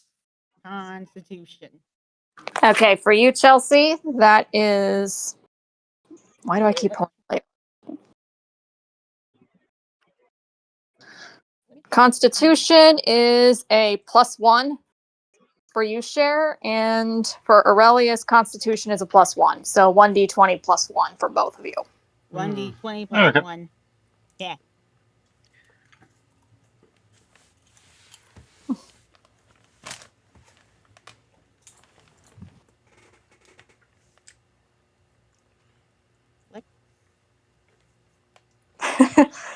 An idea, at least for the title of this, in which the loot goblins strike. The loot goblins strike. Yeah. Okay. What? Oh, come on. I thought we were cool on time. That's a 9 for him, and Chelsea, 1d20 +1. Okay.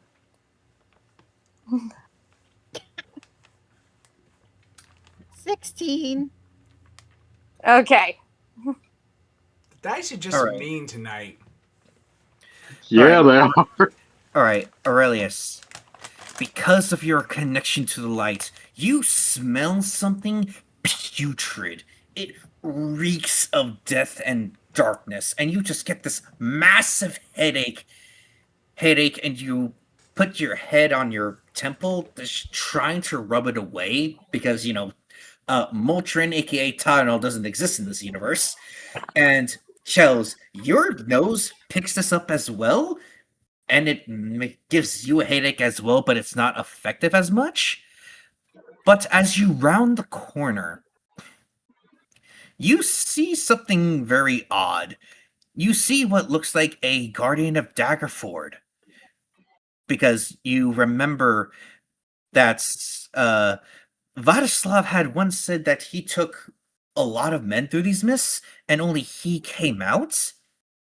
And you see this this guardian of Daggerford. He looks like a 20-year-old. His face drained of blood. What looks like a face drained of blood, and is pale, eyes wide in shock and horror, as you hear the crunching of flesh. Oh my god, And crunching of flesh. and you see this person hovering over the body, like it, and you hear the munching of this flesh and bone, and this creature that's in these robes turns its head slowly towards you, its eyes pale,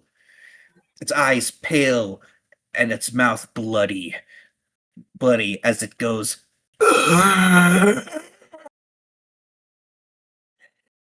Oh gosh. It is a zombie. Oh no, zombie. And when I'll and attack when him you with my two make wand.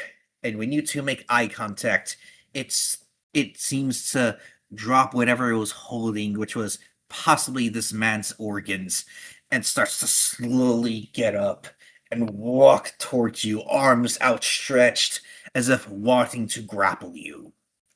You, however, are thankfully on the other side of the hall. Oh. Also, Aurelius. All right, Aurelius, or sorry, I'm gonna roll a d20 real quick.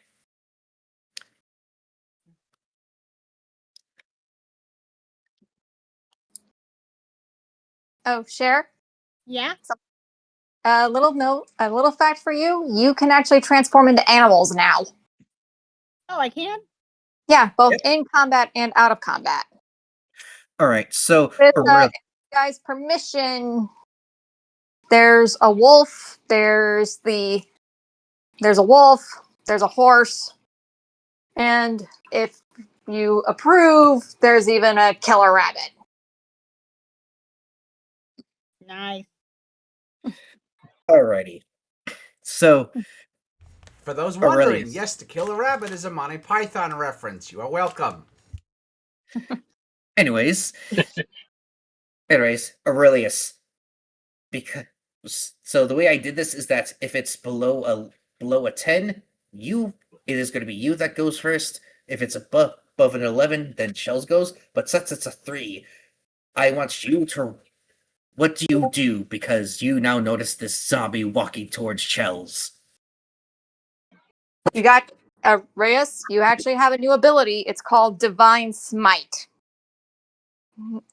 Basically, any melee attack now has radiant damage added to it. Oh, okay. So he not hit very, very hard. He can also add some holy damage to it, and since it's an undead, that's also an advantage. I say let's go for that. Now that's a lot of damage. So, Reyes, what do you do here? Holy Smite.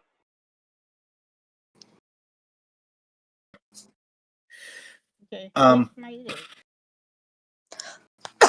Wait, is Okay, it a spell so- or is it just something that gets applied to his mace? It gets applied to his hammer. Oh, okay, so Right. Reyes, roll your weapons base Okay. base and then and then after that roll attack. Okay, so it's a 1d8 plus 2 plus 4. No. What, as in, like, what's his? Because like weapons have like a stat that is tied to it, like how ranged weapons are dexterity and bigger weapons are tied to strength. He has to roll what his Warhammer Hammer's base stat is before using his damage rolls. Okay, so attack bonus is a plus 4. That's not what I meant. Basically, like how rage weapons works is that you need to roll a dexterity check in order to, be accurate with your weapon, and then you roll your attack roll. Okay, so for strength, it's plus 3. All right, so Okay. roll me a strength check. Okay.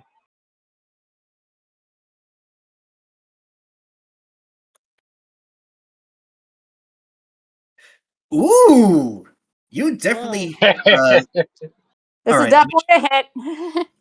Yes, definitely. oh yeah, like you more than hit this zombie. All right, roll your attack. Okay, attack plus 4, 1.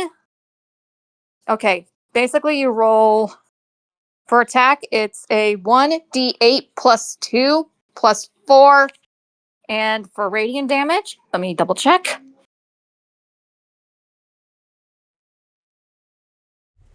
I keep forgetting radiant damage is an extra multiplier on multiple things. Good lord. The Warhammer. Sheesh, that's impressive. Eh. Let's see what he gets. 2d8. He also gets a 2d8 radiant damage check. So roll everything else first, then roll the radiant? Correct. Alright. Okay. All right. That's already a 10. That's gonna be powerful enough. Now just do the 2d8.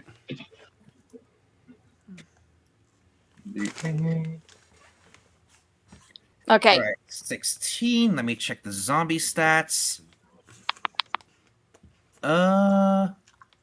So let's see, 16. All right, all right. What's its Aurelius. hit points?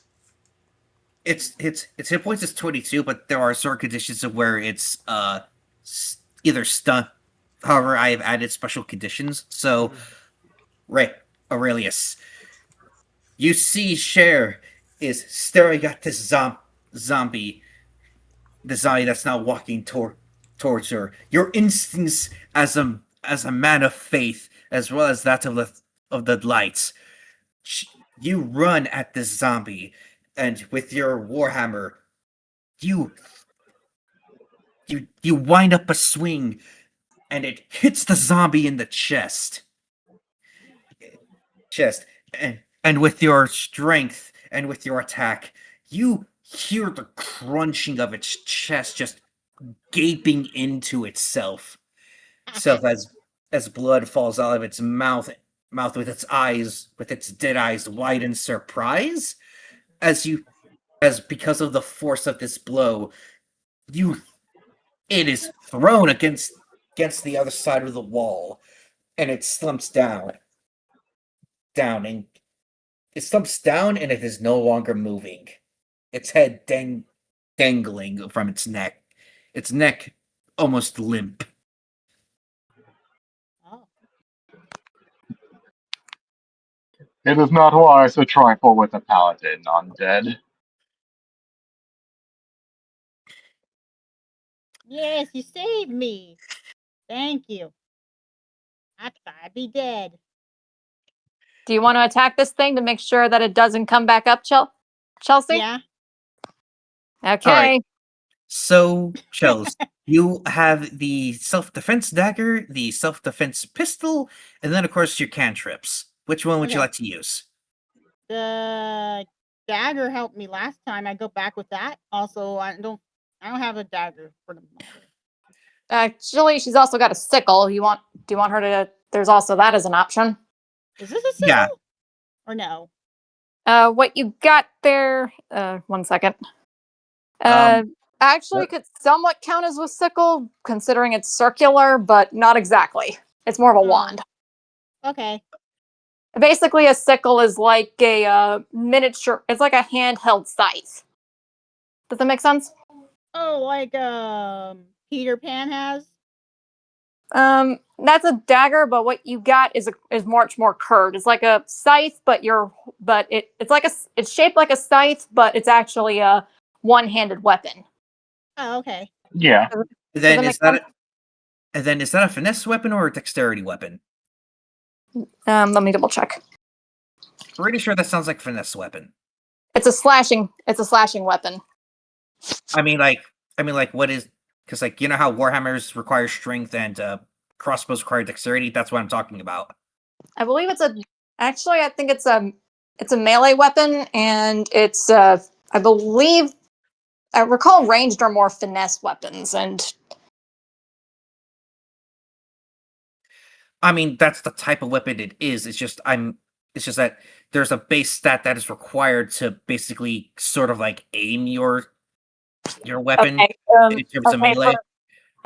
For melee, that's a strength. And she doesn't have an advantage for strength, but she doesn't have a disadvantage either. All right, so Roll a 1d20 Okay. just to make sure this thing hits. I will.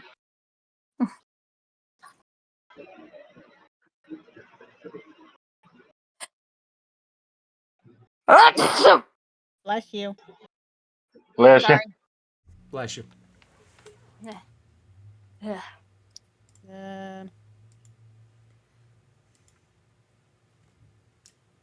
Let me turn off the hands. Otherwise, I'll be tracking. Oh, wait. Do I roll? Yes, Yeah. that's 1d20. Okay. Up.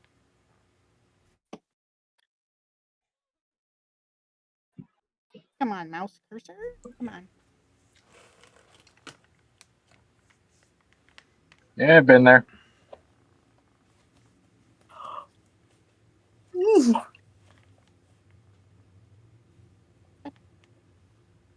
One. Or is it two? 1d20.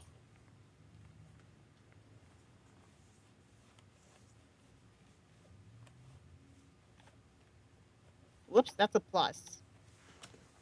Or is Yeti. there no? There's no. It's just a regular 1d20 roll. Okay. That's It's a 6. The dice Mm. have hated everyone, Right. Chelsea. It's not just you. The dice are mean tonight. I don't know what's wrong with the dice tonight. So, I'm not worried about right. me. all right, roll damage. Oh, it hits? Oh, it hit? Because Allegedly, it hits. because it's incapacitated, not moving, I'll say it hits. Okay. Roll damage. Okay, so your damage, Chelsea, is for your sickle is a 1d4 plus 2. 1d4.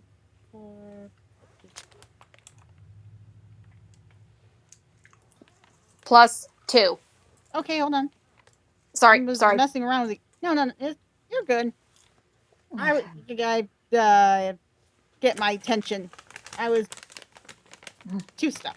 That's the way it is. That wasn't even English. Hey, I have a hard time speaking English too, even though I'm a native English speaker, so.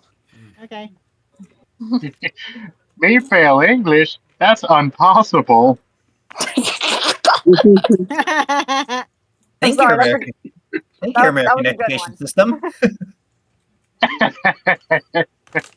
Most of the stuff I've learned as an adult, I learned from YouTube videos. Also, Yep. Sabaton. Sabathon has memes. Well, if you Yeah, but count the Templar memes that are all across the about heresy. Heresy. Wait, I get All used right. to that. Okay, but also one. teach a lot of history.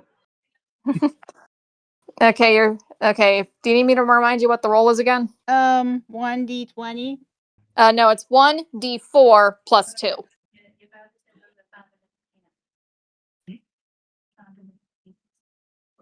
It's a 1d20 plus 4. I mean, 1d4 plus 2. Sorry. All right. I think I got it. 5. All right, so 5. So Chels. Yes. Cher takes her sickle and she lunges at this incapacitated zombie, and you slice through its right arm. Yeah. It Nice arm. it spurts a little bit of blood before it just slumps to the side where the missing arm is due to the Got my imbalance of dress all legs. dirty. Bad zombie. How dare you make my royal clothes dirty? But it is no longer a threat now. Yay, we made it out okay. Until someone got infected. Or not.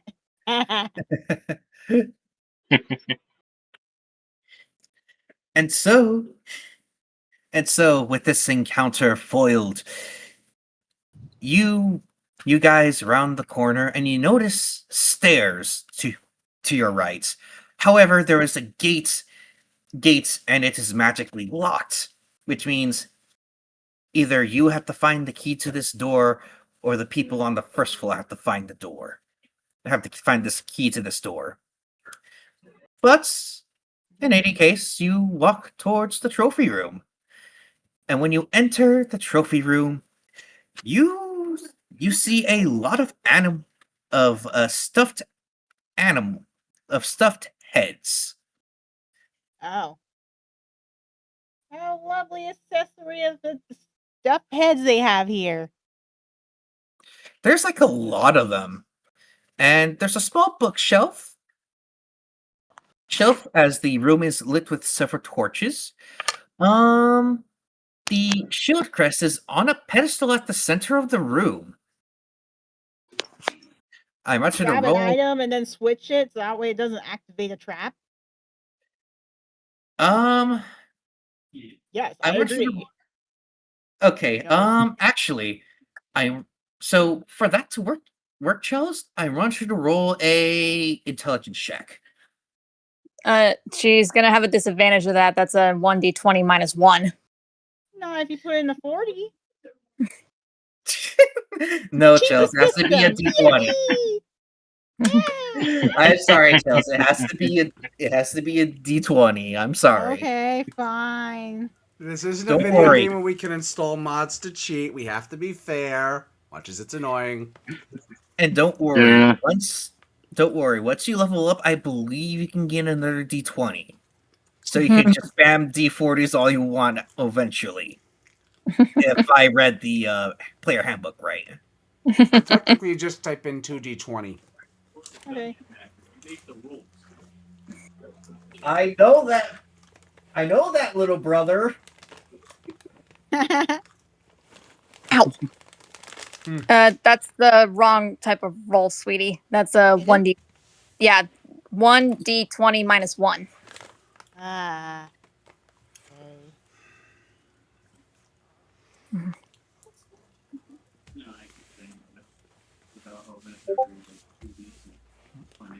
Sorry, I Ooh, a natural 20. a nat So- 20. Yeah. There you go. So Chels. So I'll just not count the minus What? 1 because it's a natural 20. You can't really negate those. So Cher, you walk up to this pedestal, and it has the shield crest for the clock for the outside terrace. And as you inspect it, you do this sort of anime pose phase where you just as if you're thinking intellectually as you look all around it, and you notice that there is a mechanism that's why you can replace the crest with something heavy enough. Yeah. It will still trigger because it had that moment. You realize that if you were to remove the crest, even for a split second, to replace it with a sleight of hand of something heavier or even the same weight of this crest, the pedestal will go down to activate this trap. Ah. So even if you were to replace the object, it'll just go down into the floor with the pedestal. So it really just doesn't seem worth it to replace it, but simply to just grab it. Okay. I You grab just it. want to. Well, since she got a nat 20, does she just grab it and they immediately run out of the room? If she wants to leave Aurelius behind. Right. He can defend himself. He can run fast. Or as an option, Or as an Or I option, carry him and then fall down from all the That's weight. like- you'd be like, That's gonna grab him and then yell, run. Run! I don't think carrying me would be a good idea, Chelsea, considering the characters. that would give her a -5 to her strength check if she has to carry Aurelius What? out of there Aw. with her. Right. They use super He's a strength. big dude. Oh yeah, okay. You're a wood elf.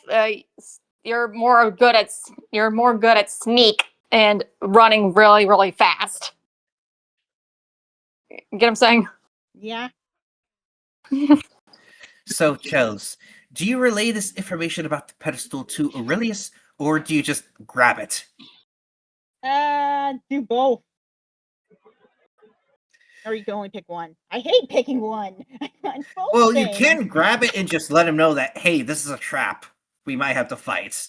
Hey, How this about is a trap. You might fight. and you just grab it from that Yeah. point? So, Chels, you grab this crest. You grab the shield crest for the clock with the shield crest, and the pedestal grinds down into the floor as the door is locked. And from the roof descends a giant rat. It falls and plops onto the floor. It shakes its head in confusion as to why it was released, and it sees you two. The rat. Are you okay, rat? No, I fell down. Wait, can she be Can I heal the speak, or rat? is It's like, that not no, available I to have her? diseases. Oh, she's got it. She's got speak with animals because she's a druid.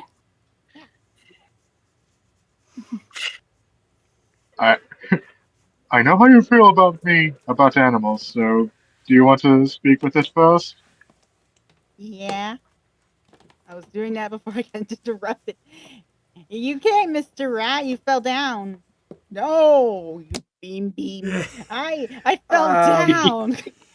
Okay, as amusing as this is, how do we actually do beast speak here? Oh. It's just a little ritual spell that she can do. Yes, visual. It's automatic because druid. Ah. Oh, okay. Okay. Yeah. So she doesn't need to really roll anything to speak with this giant rat. She'll have to use a spell slot, but it doesn't. But it does. She doesn't really need to do much because it's a ritual. She's a druid. She automatically knows how to do this thing. Yeah. Kind of like what happened when she talked to the plants. Ah, all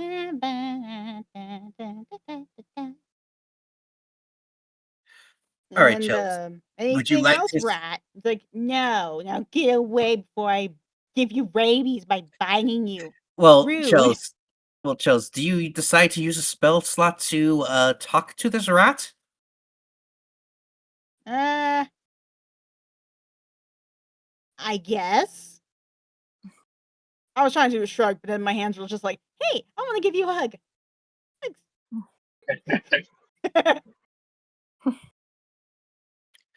All right, so I. All right, so since you want to hug this rat, I want you to roll a perception check. Okay, so for you, sweetie, that is a 1d20 plus 5 because wisdom is your strength stat. 1d20 plus 5.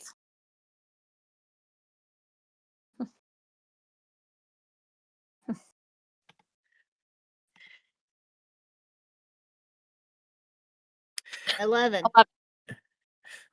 So Cher, you could tell this giant rat is very grumpy and very angry that it was disturbed from its slumber. It is also very hungry. That is all you can tell from it. And since Oh. you've decided to use your spell slot to talk to this creature, what do you say to this giant rat?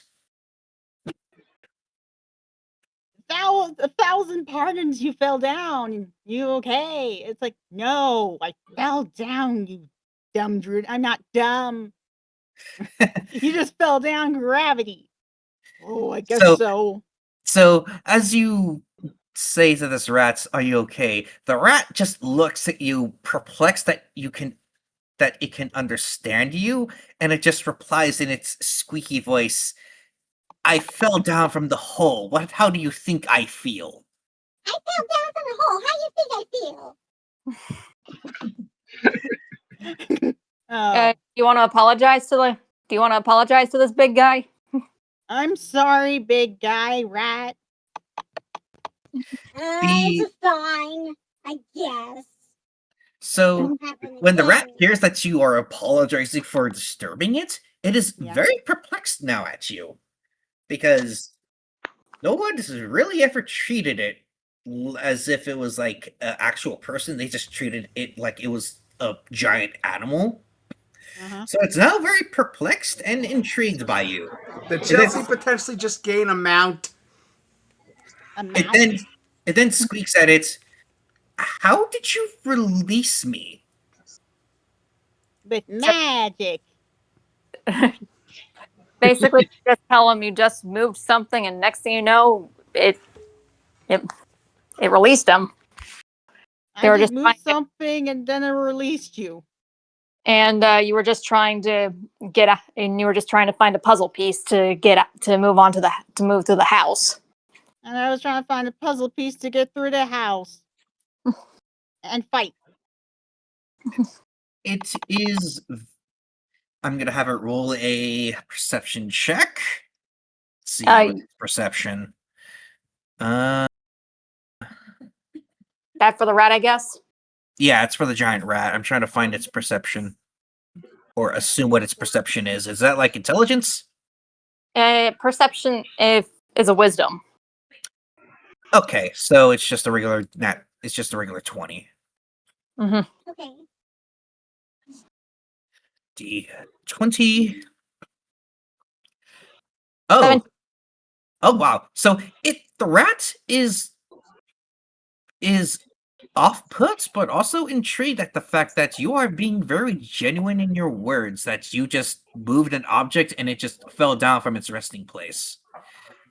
So it decides to squeak, so what exactly are you trying to do here?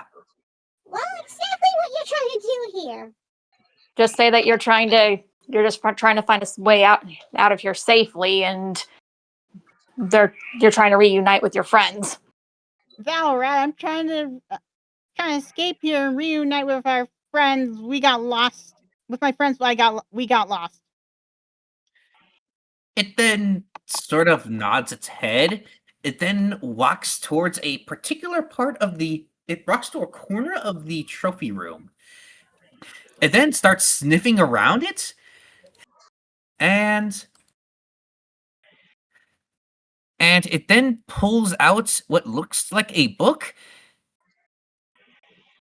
Or actually, yeah. So it picks up a book, and that's when you hear the doors unlocked. It then walks up to you and gives you this book. It then just like it then squeaks. This might be of use. I'm not sure how. It was just placed there, and I was forever locked away. But now that I'm free, it just then walks out of the room, but it sort of like just disappears at that point. Oh. Well, that's Like- gone now. I guess we can leave. Come on, Aurelius, let's go. Okay, maiden, I'll be right behind you. I'm sorry. No. Reyes, would you like to see what the book the rat gave share is all about? Sure. All right, roll me a perception check for the book. Okay, for you, it'll be no, Reyes. Okay, I'll just dance and entertain the people while my legs glitch. Wow. Okay, for you, Okay. it's a I'm sorry to interrupt, but I got hit. It's starting to catch up. okay. Oh, No problem. We can do you again next session. and do some combat. All right, you can still continue. You can just continue without me. That's Okay. what I meant. Okay. No worries. right. Have a good night, Go ahead. Serena. Anyways, Have a Night, yeah, Serena. have a good night. Yeah. night. Good night. Nighty night.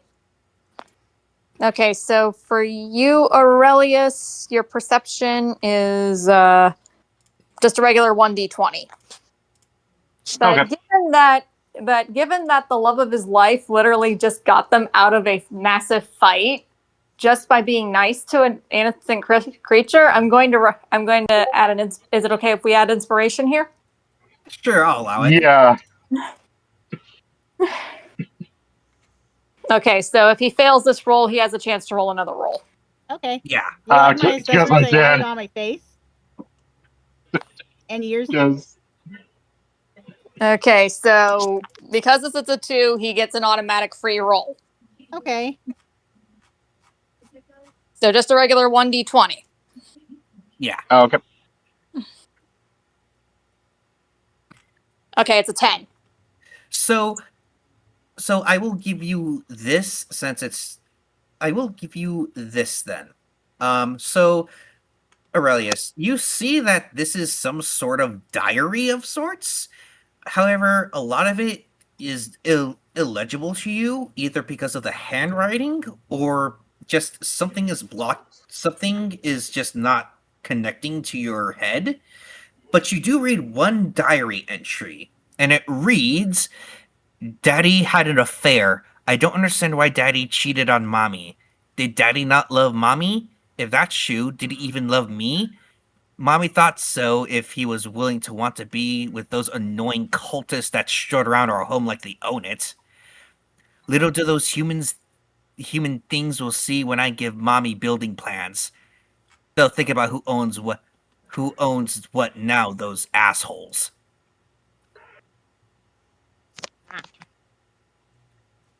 And unfortunately, you cannot make out what the name is, but it just starts with a C.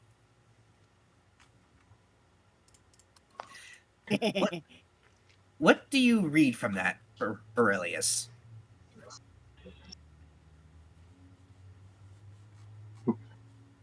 Whoever wrote this was very troubled. I worry the spirits could haunt this place. Hmm. I'm sorry. I'm sorry. You- Can you repeat that real quick? I'm sorry. Oh yeah. Whoever wrote this was very troubled. I have a feeling we might encounter the spirits, yeah? If we counter the spirits, we could just throw salt. That makes them melt. Magic salt. Also, remember what Elsensia found in the first floor? That It Daddy was. was not willing. It wasn't. So the note that was found on the first floor. So the note that was found on the first floor was from a cultist, and it was how and it's sort of related because the cultist mentioned that the lover of Lady Amelia confessed his feelings to her, and she was worried about what she would do to her daughters if Right. a lady of the house found out. As a reminder. Right. Right. Hmm. Does Aurelius recall what Elsensia uncovered in the first floor? I guess if it continues the story. Yeah. Yeah, wait a minute. Could this be about the cultist that in the letter Alcensia found?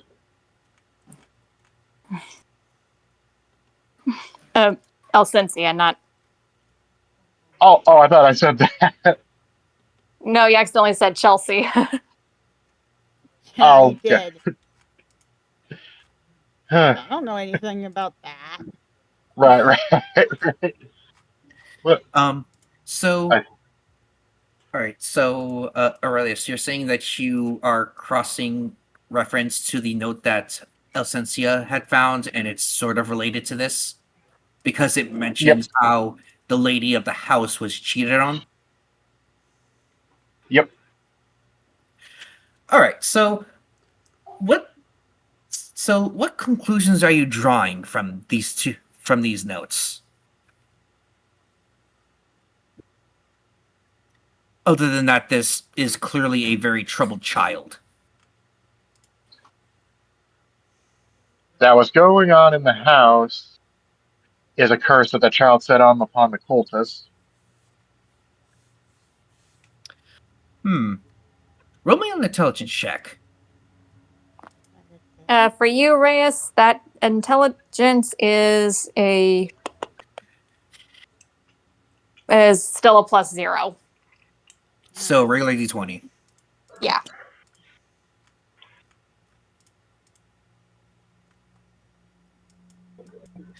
Yeah, Hmm. 10. So you think you have the right idea due to all the magic that's been happening around, especially when it comes to how the doors are opening and closing and all the various traps and whatnot. But that's pretty much it. You don't have enough concrete evidence to prove that this child was the one who helped make the curse that is bound to this place. Mm. Sure.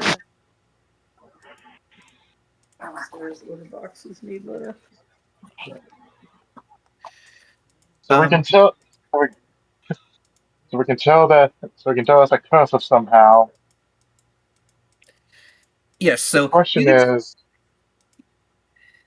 so basically you think this child is what helped create the curse that is upon this house that makes its architecture just be weird because other notes that other players have found have or the notes that you guys have found have pretty much stated that the architecture of this place tends to change depending on who enters it. Mm. However, some items stay the same, but it's not always all the time. So you think this child is responsible for the curse upon this place? You just don't know yet. All you know is that this child could possibly use magic due to how the architecture of this place changes. But you just but for all you know, the mother could have been the one that placed the curse upon this house, and that the child is the one who gave the mother the idea because of how disturbed she was at how her dad had cheated on her mother, which is the lady of the house. Right.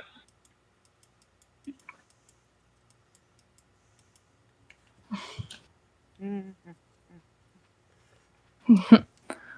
So, with this information, do you relay it to Cher? You I have do. something to information for me to know? I can't. I can't prove it, but I do believe the trouble child who wrote this diary is the one who put the curse on this house that we see before us. Especially That would make considering sense. the yeah, especially considering the letter El Ciencia found when we came in. Okay. Hey, Cher, you want to read the? You want to attempt to? Do you want to attempt to try to read the diary? Yes. All right, roll me an intelligence check.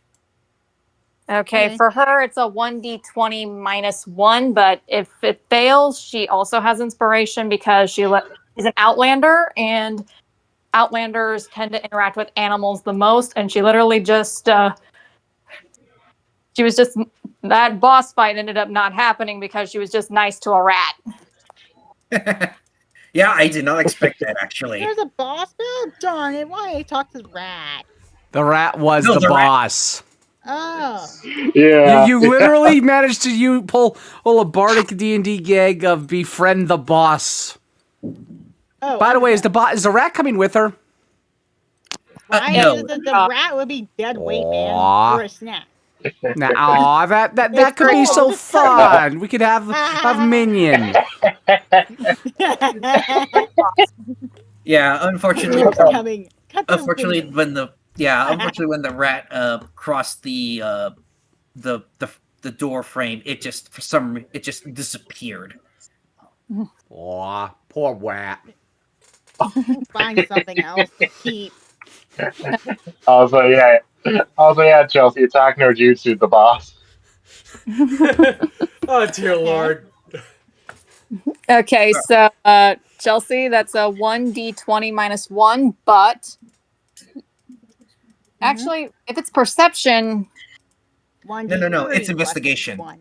oh, okay, so because it's an investigation, it's 1d20 minus 1, but you get a second roll if the first roll fails. Uh, 17. Ooh, 17. All right, so let's see. Where's the other diary entry? Uh, Dear diary, a boy talked to me. Oh my goodness. so so after you see that Arias had read that diary entry, you decide to read a few entries before that, and it reads, Daddy has been hanging around some of the cultists around the house. I don't get it. Why do we have to deal with them? Why do we have to train them? I know Mommy is powerful, but why couldn't Lord Strahd just deal with them himself? They're his cultists after all. And you get the distinct feeling that this child is either a preteen or a teenager because she is showing some major rebellion, especially to the Lord of Ravenloft. Like, This she thing. doesn't like him because he is entrusting his cultist upon their house. And she doesn't like them at all. It's as if they're intruding upon their familial space, which reinforces the other diary entry that Reyes had read. Okay. So, do you relay this information to Reyes? Yeah. Reyes, I found more diary entries of teen drama issues of cultists and fathers and things. I should be smiling at them. Okay. So, Aurelius, what do Sure. you make of this diary entry? I think for me, it's still it holds more to my theory that yes. Oh no, wait. So Ah. she seems a little young, so it could either be her or a slighted woman. Mm-hmm. So the curse could probably be from this troubled teen or this or the lady of the house herself. Oh yeah, my Yep. favorite trope, like that. Yes, that is. So yeah, from what you are getting, it's possible that this child is the source of this curse upon the house, or she gave the idea to her mother, which is the lady of the house, mainly due to her teenage hatred of these cultists that are around in the home. Right, sure. Even though the previous two entries you read, the cultists are actually pretty terrified of Lady Amelia.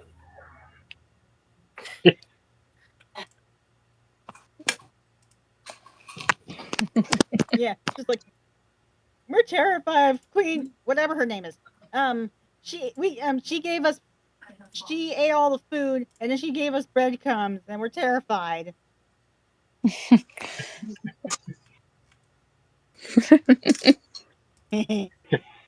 Well, All I'll have right. to be on guard. I'll have to be Okay. on guard. This seems like a troubled family member, whether a jilted wife or a neglected daughter. Right. So do you guys want to take the shield back to the to the upper dining room and solve the puzzle? Let's go solve the puzzle and see what it Alright, does. alright, let's get out of here. Let's get out of the room. Okay.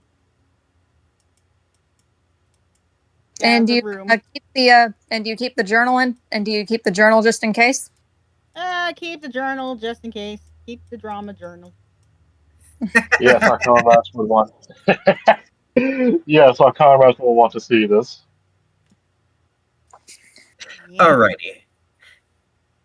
And as you guys walk past the two dead bodies We of pray the for the dead zombie, bodies, I guess. And the spirits found the afterlife or something. I mean, you can if you want. You don't really have to. Okay, then let's go.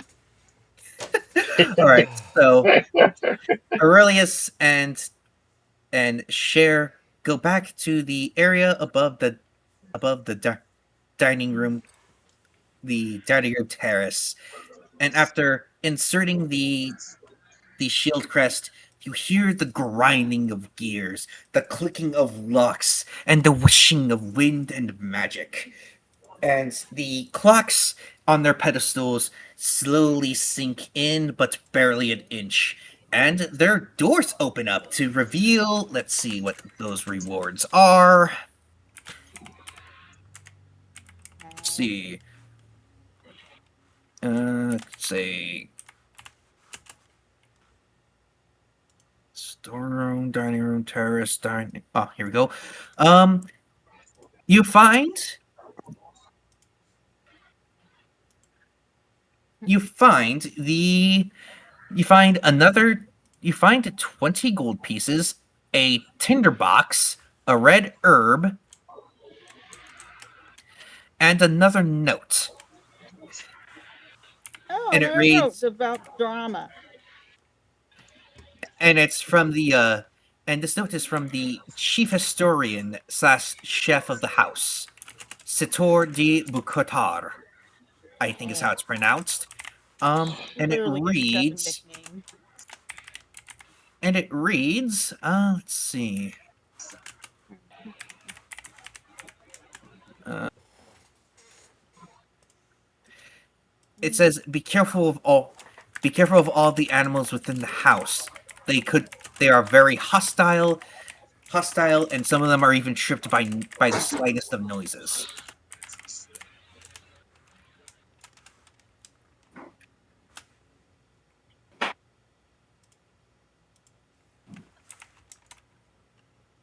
So Yeah. in layman's terms, just be careful with the animals. So while you be had careful with animals.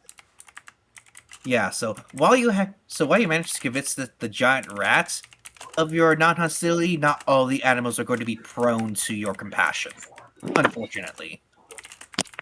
And with that, we shall move to Anarian and Elsensia. Yay. Yeah.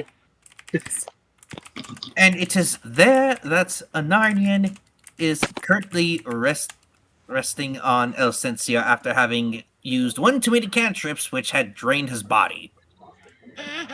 He has been it's as if he had been physically exerted. Dear, remind me to never do that again. You don't need to tell me twice, darling. By the way, how long are you going to be snuggling into my breast? I know they're perfect for you, but I am terribly sorry. Is there by any chance there's a chair lying around? if you, well, is there any chairs in this room that we're in? Let me just check another map. No, that's the second floor again. Let's see. Second floor.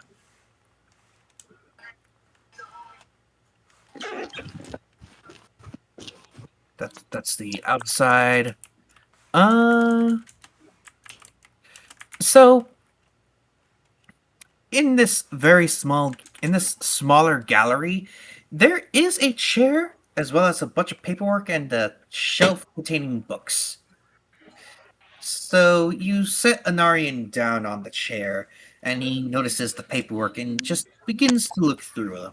Just look through it just to be useful, as you try to solve what these paintings could mean. Huh. No. And let's see. I'll have him roll a perception. Reyes, I hate to be that guy, but I can kind of hear some background noise from your end. Oh, yeah. Oh, it's a fan. Sorry. Let me. Yeah, Turn sorry it about off, that. man. Yeah, let me. Sorry about that. No, you're good.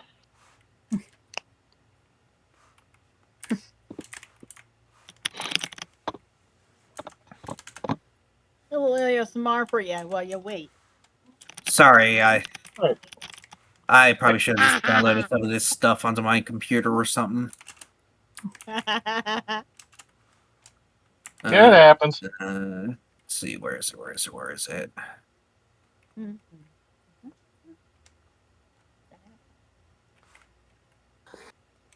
I want to hum some music, but I can't because it might be DMCA. Yay!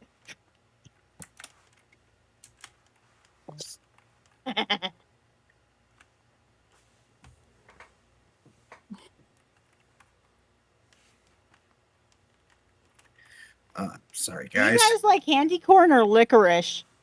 Licorice, actually. Surprisingly, on my end, candy corn.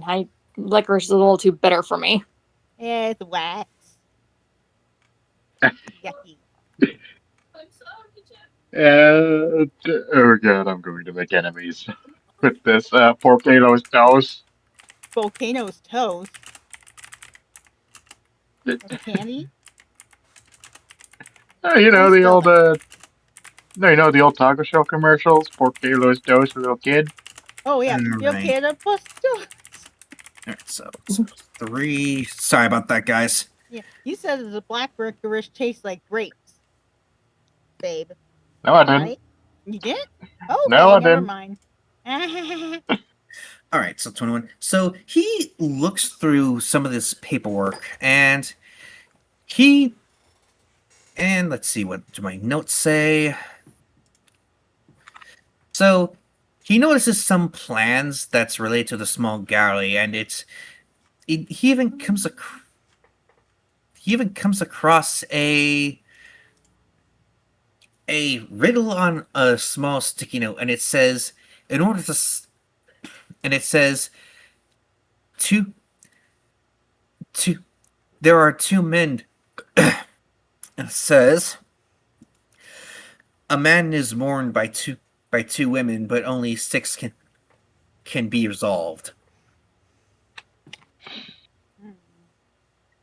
And he then looks up and notices two buttons on each side of the paint of these four paintings.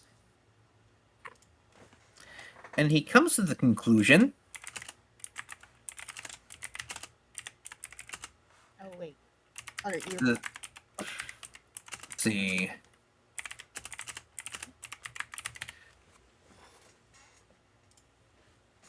And he comes to the conclusion that, could have sworn I had more for the East Wing. Anyways, so he then draws the conclusion that, two men and four women and six. Oh. Do you think the paintings need to be one man and two women? Because right now I see two men in each painting and then four women in each painting right now. You know what? You're right. Let's get these moved around. He then looks at the buttons and looks at the plans. Alright, so the left button is for the paintings that are to the left, and the right button is for the paintings to the right, so that's easy. Alright, Alcensia, I want you to roll a investigation check. And Okay. I'll have an Aryan roll as well. Right. One moment, please. Just taking a look. What? Ah, never mind. Okay, investigation. Yes, ma'am. Okay, that's a 1d1. That's a 1d20 plus 1 plus 1. Ooh, that's 20 for an Aryan. Why are the NPCs getting better rolls than you guys? I don't know. That's a good question. That's a very, very good question. Well, wrong command. Give me 1 second. Huh? It's not just you, Chelsea. I suffer from this too. I did it earlier as well. I rolled a nat Weird. 20. Oh, nice. Oh, nice. So the dice work for somebody here. As you both press the button together, it's almost as if something within the mechanisms have said something about you two. And the paintings start spinning and then stop. And it is at one man being hanged on what looks like a cross as two women are mourning for his death. And that unlocks the door to your guys' right. Spinning. Good thing we solved this particular puzzle. Oh, so, love, make sure you have that mechanism on hand from your little mimic encounter. I have it ready. Good. Alcencia unsheathes her sword. Let's be careful. And, love, just be sure to have that knife on you as well as that little device. I don't want anything happening to you. Of course, my dear.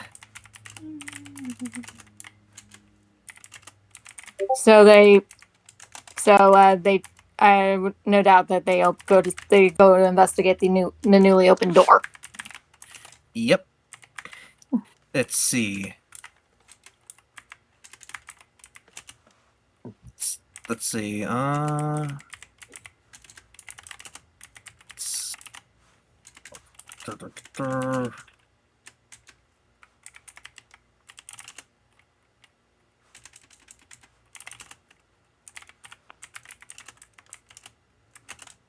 Sorry, I'm just looking through my notes. Okay. I should have labeled this I'm stuff gonna better. sing to karaoke while I wait.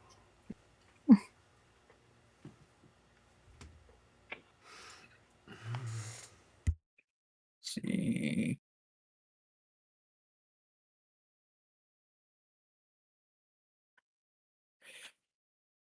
All right. So, in this L-shaped hallway, you hear the skittering of something. And as you round the corner, you and Anarian see two giant spiders.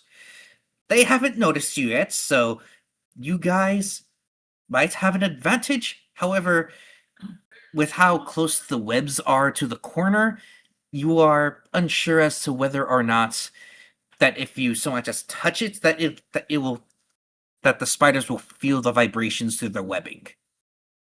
Oh, jeez. Hmm. Has bad enough that we're already in the domains of dread. Why did Loth have to send her little pets here? Bloody Spider Queen. Uh, I have no idea why, my love. And I don't think this little pistol is going to help with anything. You then also notice a pedestal that is beyond the spiders that looks like it has an indentation. It seems like we need some sort of key that I don't see anywhere in this hallway. So even if we were to kill these things, we have to backtrack back to that room, or even to the other room that's right next to with that other door. Right. Let's try to sneak around them for now.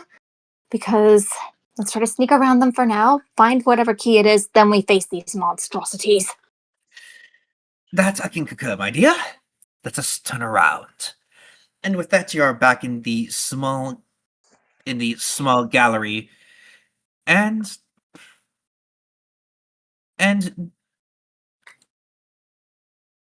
let's see here. You notice that there is now a door that wasn't, or sorry, a entranceway to an area that you did not know before. Um, would you like to investigate it? Well, it's either that or go back into the room with lost pretty little things. Let's investigate this thing. Anarian nods, and he readies the self-defense pistol, and as he enters the room, it seems like some sort of winery. Hmm. Well, now. It appears that your taste of wine has been rewarded, my dear. Indeed. I'll have to snag a bottle or two for Soretta. And for us to dine on later. That is true, if we can even escape this godforsaken place. He then looks around, and I'm gonna have him roll another perception check. Let's see.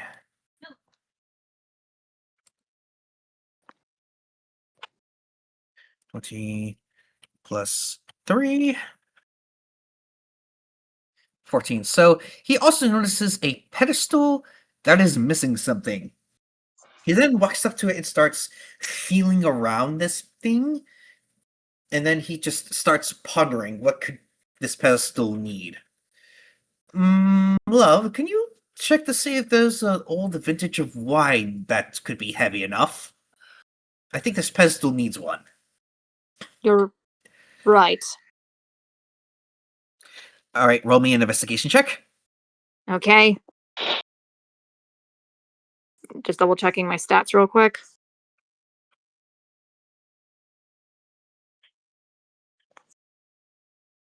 Okay, investigation, that's a 1 + 1 for me. Because I have Jack of all trades as a bonus.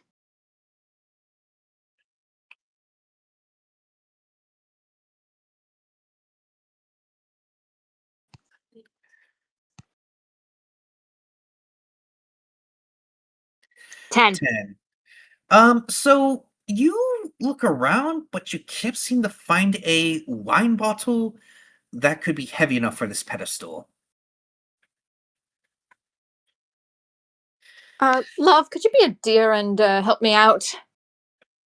He then turns its head and looks at all of the wine bottles and he ponders. And I'm gonna have him roll his investigation. Let's see. I know easily a Boulder's Grape bottle would have been perfect for the situation, but I'm not finding one here. I don't think any of these are even related to Boulder type of wine, my dear. Let's see, what's his investigation? Just for lore purposes, Baldur's Grape is a wine that's that can be found in Baldur's Gate 3, and it's a very popular vintage in the city. Okay, so he is also stumped. Damn it. I don't think I could see a wine bottle heavy enough for this.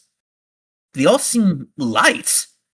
He then takes out one to toss in the air and catch again. These are all very light, as if they're all empty, actually. Can Elsensia open one of them to see? Yeah, sure. So you open a wine bottle, and you see that it appears to have already been drunk, but there's still like maybe a couple of drops left. So they're not necessarily empty, they're just not completely full. It's as if someone had opened them and had left them to move on to a different vintage. Now that's just rude.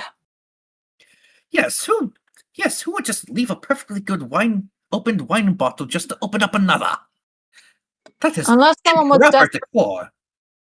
or someone possibly desperately trying to drown their sorrows, I'm going to haphazard a guess. Well, there was that note of where that's one acolyte woman said that she was apparently confessed to? Do you pull out the notes to read it again? Yep. Alright, to refresh everyone's memory, the note is...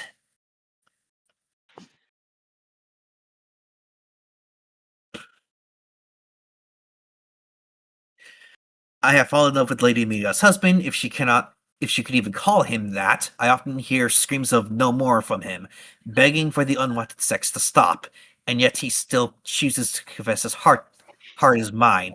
I fear what our mistress has for us, much as what she would do to their daughters if she finds out. I fear the worst for them. Oh God. And as you read the note again, Anarian ponders. Do you think this quote-unquote husband was drowning his sorrows with alcohol? Possibly. I mean, Tenebrae was practically doing that, albeit far more subtly. Yes, at least he had the decency to actually throw away the used wine bottles and drink them. That and she was willing to share. That is also true. Oh, God, I miss her. But I can't think about that right now. Although her pragmatism could be useful in a situation like this. Indeed. Well, I can't seem to find anything in here. Should we check that other room? Well, I hold on one second. She did a perception, but what about it? Well, since my investigation roll didn't do good, how about a different roll?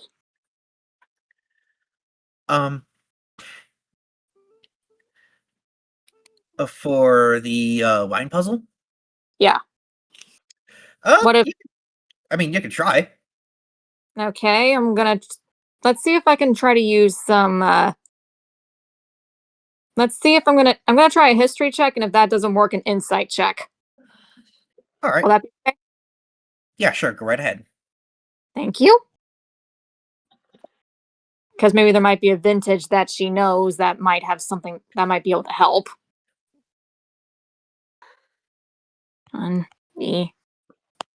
Whoops. Almost did the wrong command.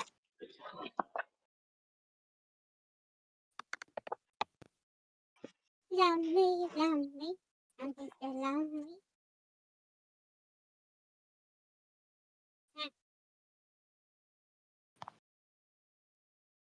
Don't worry, I got the sheet right in front of me. I'm just trying to do a quick calculation.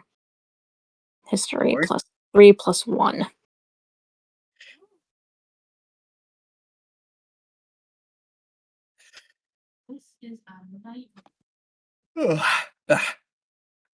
Sorry. That's insane. How can Oh, you play guitar 20. here with a keyboard? Dirty 20. So, you, in your mind, you keep going back to different vintages. However, in your mind, though, you feel like, none of these fits. Eh, And then you get like a either like a candle over your head or some sort of torch popping up over your head like in an anime, and it's like, it has to be a vintage from Ravenloft. And you then just start scouring all of the bottles, and unfortunately, it seems that all of these vintages are from various times that you cannot seem to perceive, other than that they must have been the pre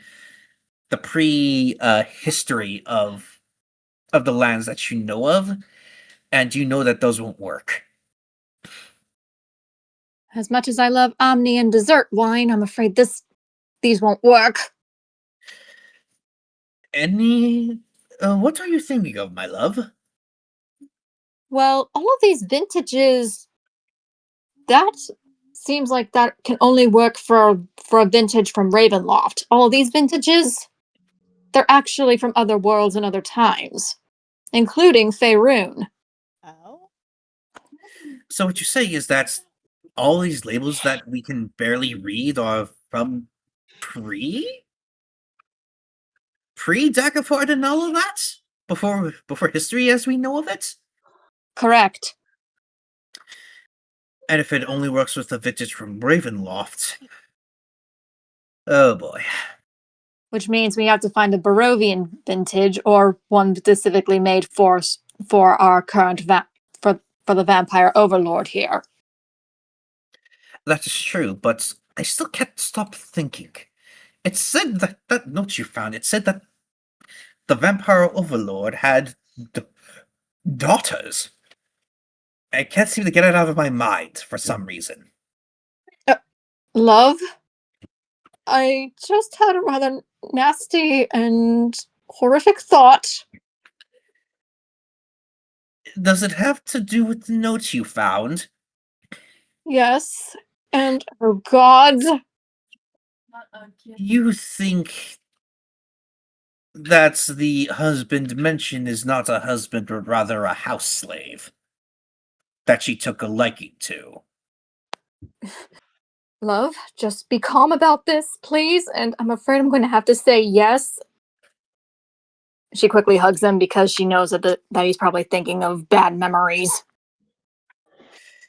He lets out a very frustrated sigh at the entire situation and just starts rubbing your Elsensia's hair. It's just all right, love. We're trying to put all that past us. Right now, we need to figure out a way to get out of here and regroup with our friends. Right. I promise you that if we get out of this place alive, I'll go. You can have about a pint of my blood. After all, I still need to be stable enough for the following day. I know, love, I know. All right, let's see. He then scours about the paperwork, and Elsitzia, I want you to roll another perception check. Okay, 1d20 plus 1 less. Oops. Plus 1. Whoops. Wrong thing. Why do I keep forgetting to add the command?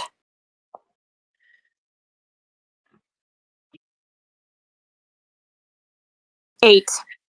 So you have the sneaking suspicion that you cannot find the key to pressing on, in this room.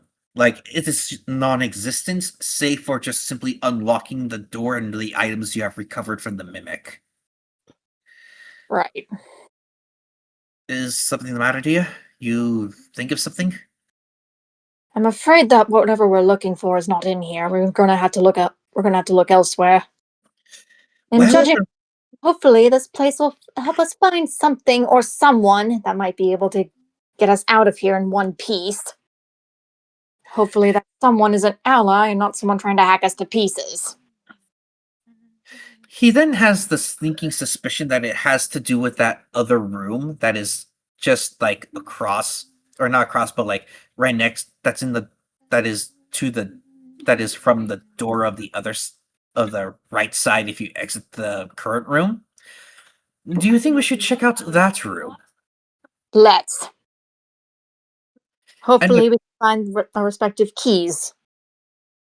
He nods, and with that, he walks over to the door and gently turns the knob to make sure that it actually isn't locked. And much to you guys' surprise, it is unlocked still. And he opens the door, and you're back in the main entrance. And he walks over to the other room and starts to slowly turn the knob to see if it'll work. And again, to your surprise, it does open up, and you're in what looks like a makeshift bedroom. There seems to be a used bottle of wine, but there's also plenty of books. Books and what appears to be several daggers that are just dust and rust at this point.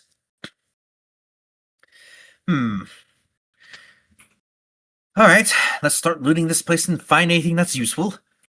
Agreed. Hopefully we can find at least a key, or at least that particular vintage. Yes.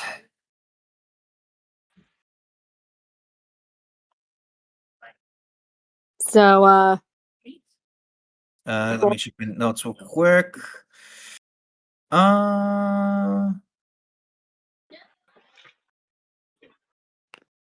Man, why do I have all these locations just out of order? Alright, so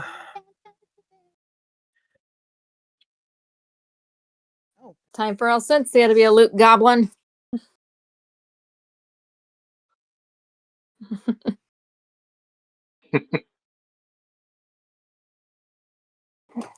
I mean, she kind of her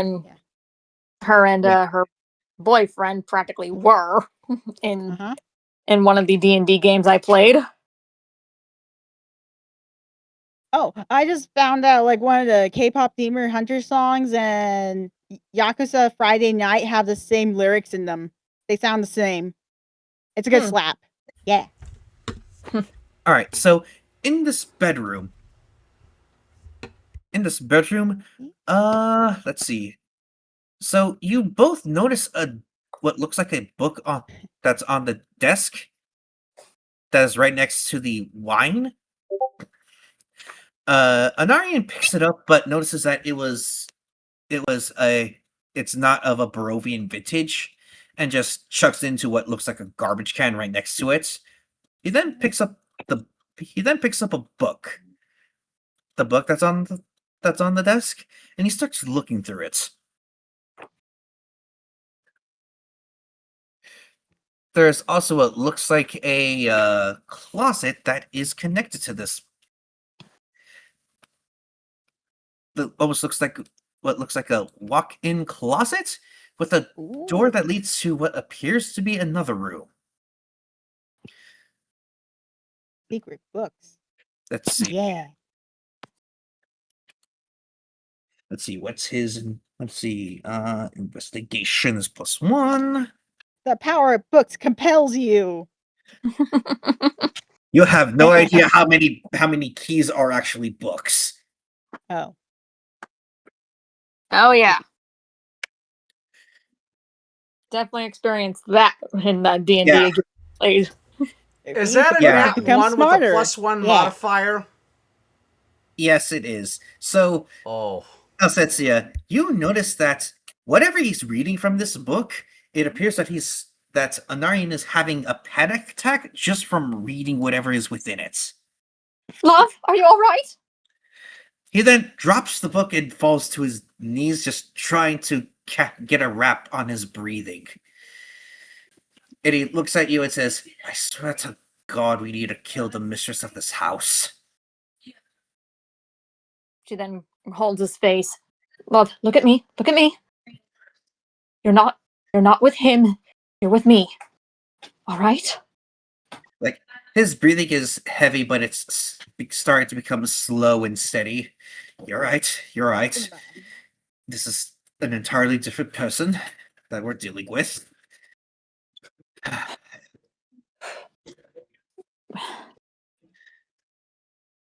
He just Just a reminder that you're not with him, you're with me.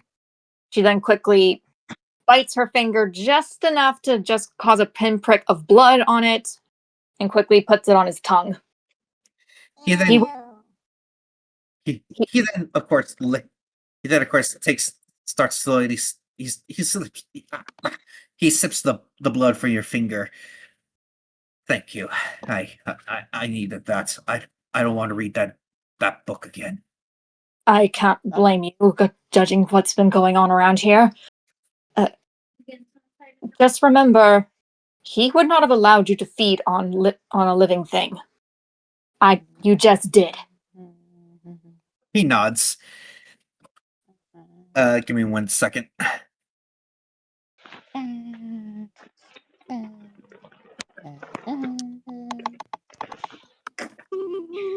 Sorry about that. Anyways, Okay. he then looks at the book and just frowns at it. It appears that this entire family has been messed up from the get-go.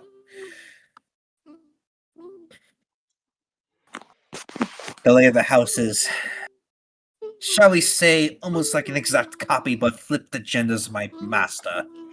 Or should I say previous master. Oh, good gods. Another Severian, the last thing we need. He nods, and then just takes a seat and just tries to gather his thoughts. Would you like to read what is within the book? Gladly. The more information she has, the more she has an idea of what to deal with. Okay, roll me an investigation check as you pick up this book and start reading through it.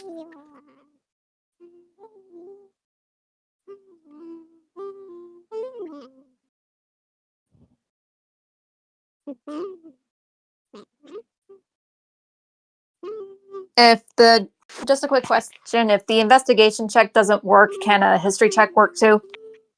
Yes, either or can work.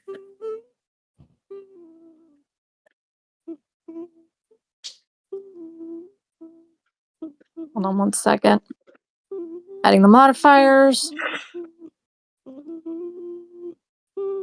That's a 4. I'm going to do a quick history check if that's okay. Is that all right? Yeah.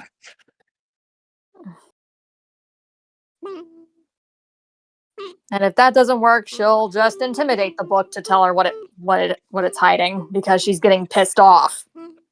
Yeah, you're definitely getting pissed off at this book because whatever handwriting it is, it's either hard to read or you just can't translate it through whatever dialect that this is being written in currently. To be fair, also, it just caused her lover to have a panic attack right in front of her.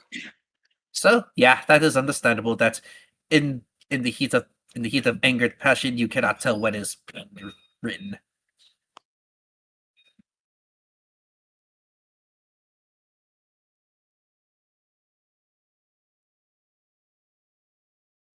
$15. All right, so you're very confused at first. The beginning of of this book reads as a diary, and it seems like this woman, whomever she was very pleasant and had a great relationship with her father up until halfway through the book. It is then that in one diary entry it reads, Mother has said that father will no longer be with us. I am unsure what happened, but she says that father had decided to bail on us. I'm not sure what to believe. I always loved being by his side. He always read us books, told us how much he loved us. Did he only do that just to escape with a cultist? I am unsure. The only side I have of this story is just from my mother. Oh dear gods. And then the next diary entry reads, I am not sure why Mother has been requesting me and my sisters to start creating these keys and traps for the house. It must have been from Claudia, given her emotional state at the current moment. I had made a key and kept it in my room. It is within my dressing room, which has a giant mirror, though the puzzle should be pretty easy to anyone who wishes to, at the very least, escape this place if you are innocent of heart from here. Though I dread what Mother has planned ever since she had entombed my sister in the graveyard, to forever be its silent guardian to calm her rage. Oh my gods. What is it, dear? Oh. And I thought my father issues were bad. Are we having parental issues again? Love, My given favorite. given my history, given that you already know my history at this point and how you've dealt with the man, can you blame me? No, I cannot. What have you found out? Well, his union, this particular union, had offspring, and this entry seems to be from one of those daughters that actually had a decent, if not decent at worst, relationship with him, and mommy is rather keen to tell. Controlling the narrative? You could say that, yes. And apparently locked up her own daughter inside the tomb because her rage refused to quiet upon hearing that Daddy was trying to leave them. He then ponders. But if that is the case, why would this particular daughter say she had a fairly cordial relationship with him before it turning sour, and only from the mother's perspective? Question: what's cordial mean? As in, get along with? Ah, okay. I never heard of that word before. What could have possibly caused these women to now have a negative view of their father? That note did say that he was having an affair. Eh. So what if the lady of the house found out about it? Given from the note of the acolytes that we had discovered in the main entrance, I can concur. But why have an affair if they knew it was going to be dangerous, especially with a woman this ballistic? Why did I fall in love with you? Someone who was clearly wrong for me, but yet we fell in love nonetheless. All the while having dealt with a cult that was trying to not only mind control us, but merge an eldritch entity with the entire world. Touche, touche. Anywho, any other information? Is there anything I missed? Yes, it is said that there's a key within the mirror within her dressing room, but you need to figure out what the puzzle is in order to figure out what the key is for. So, in other words, we have to go back to the wine puzzle and figure it out, or No. So, let me see if I can bring the map up again. So, let's see. I now have a different map to show. All right, so this is where my mouse is. This is the room you're currently in. uh-huh.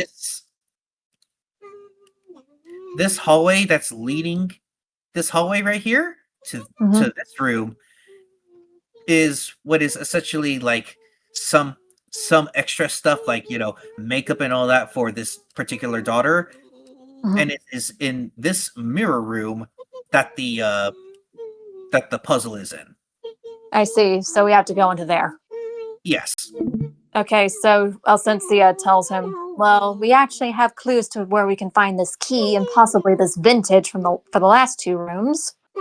Let's go in and why don't we head in there and find this particular mirror?" Very well.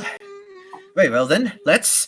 He then gets up and walks with you through the hallway into the mirror room. And to your right, you see, and as you enter, you see this very large mirror, and to the right is a wardrobe, a very large wardrobe with various types of clothing. And judging from the clothing, it is from rags to there's like several clothes that are considered rags, several that are considered casual, and then some that would be considered royal in terms of how much they would cost. Hmm. Just for the record, Anarian has no reflection because vampires spawn. Yeah. He then looks at you and says, "Hmm. Can I see the that's did that book say anything about the particular puzzle for this room for the key?" It said only those pure of heart, or what was the phrase? It was those who are innocent need to see her wardrobe in order to. It must figure out the puzzle in her wardrobe to get the key. We must figure out the puzzle in the wardrobe to get the key, and apparently we need an innocent hot. I don't think. Perhaps it meant that if you are innocent of the matters of this house, I would assume. Given this particular daughter seems a bit mellow, so to speak, or just passive. Like she doesn't give off the feeling that she really cares. She's just living. Hmm. All right, roll me an investigation check. Okay.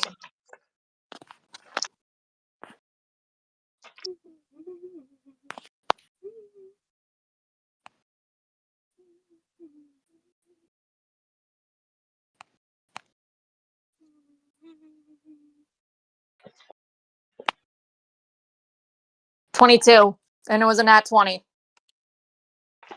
All right, so you look at the wardrobe and you realize that the that there is actual weight to the clothes. And when you pull out the rags, they're obviously light, but when you pull out a royal robe, it is very heavy.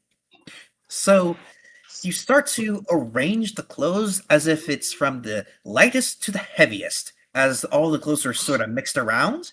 And with that, a lock is opened and a door opens. And it is just a small cubby, and within it, it has. Let's see. I'm sorry. Let's see.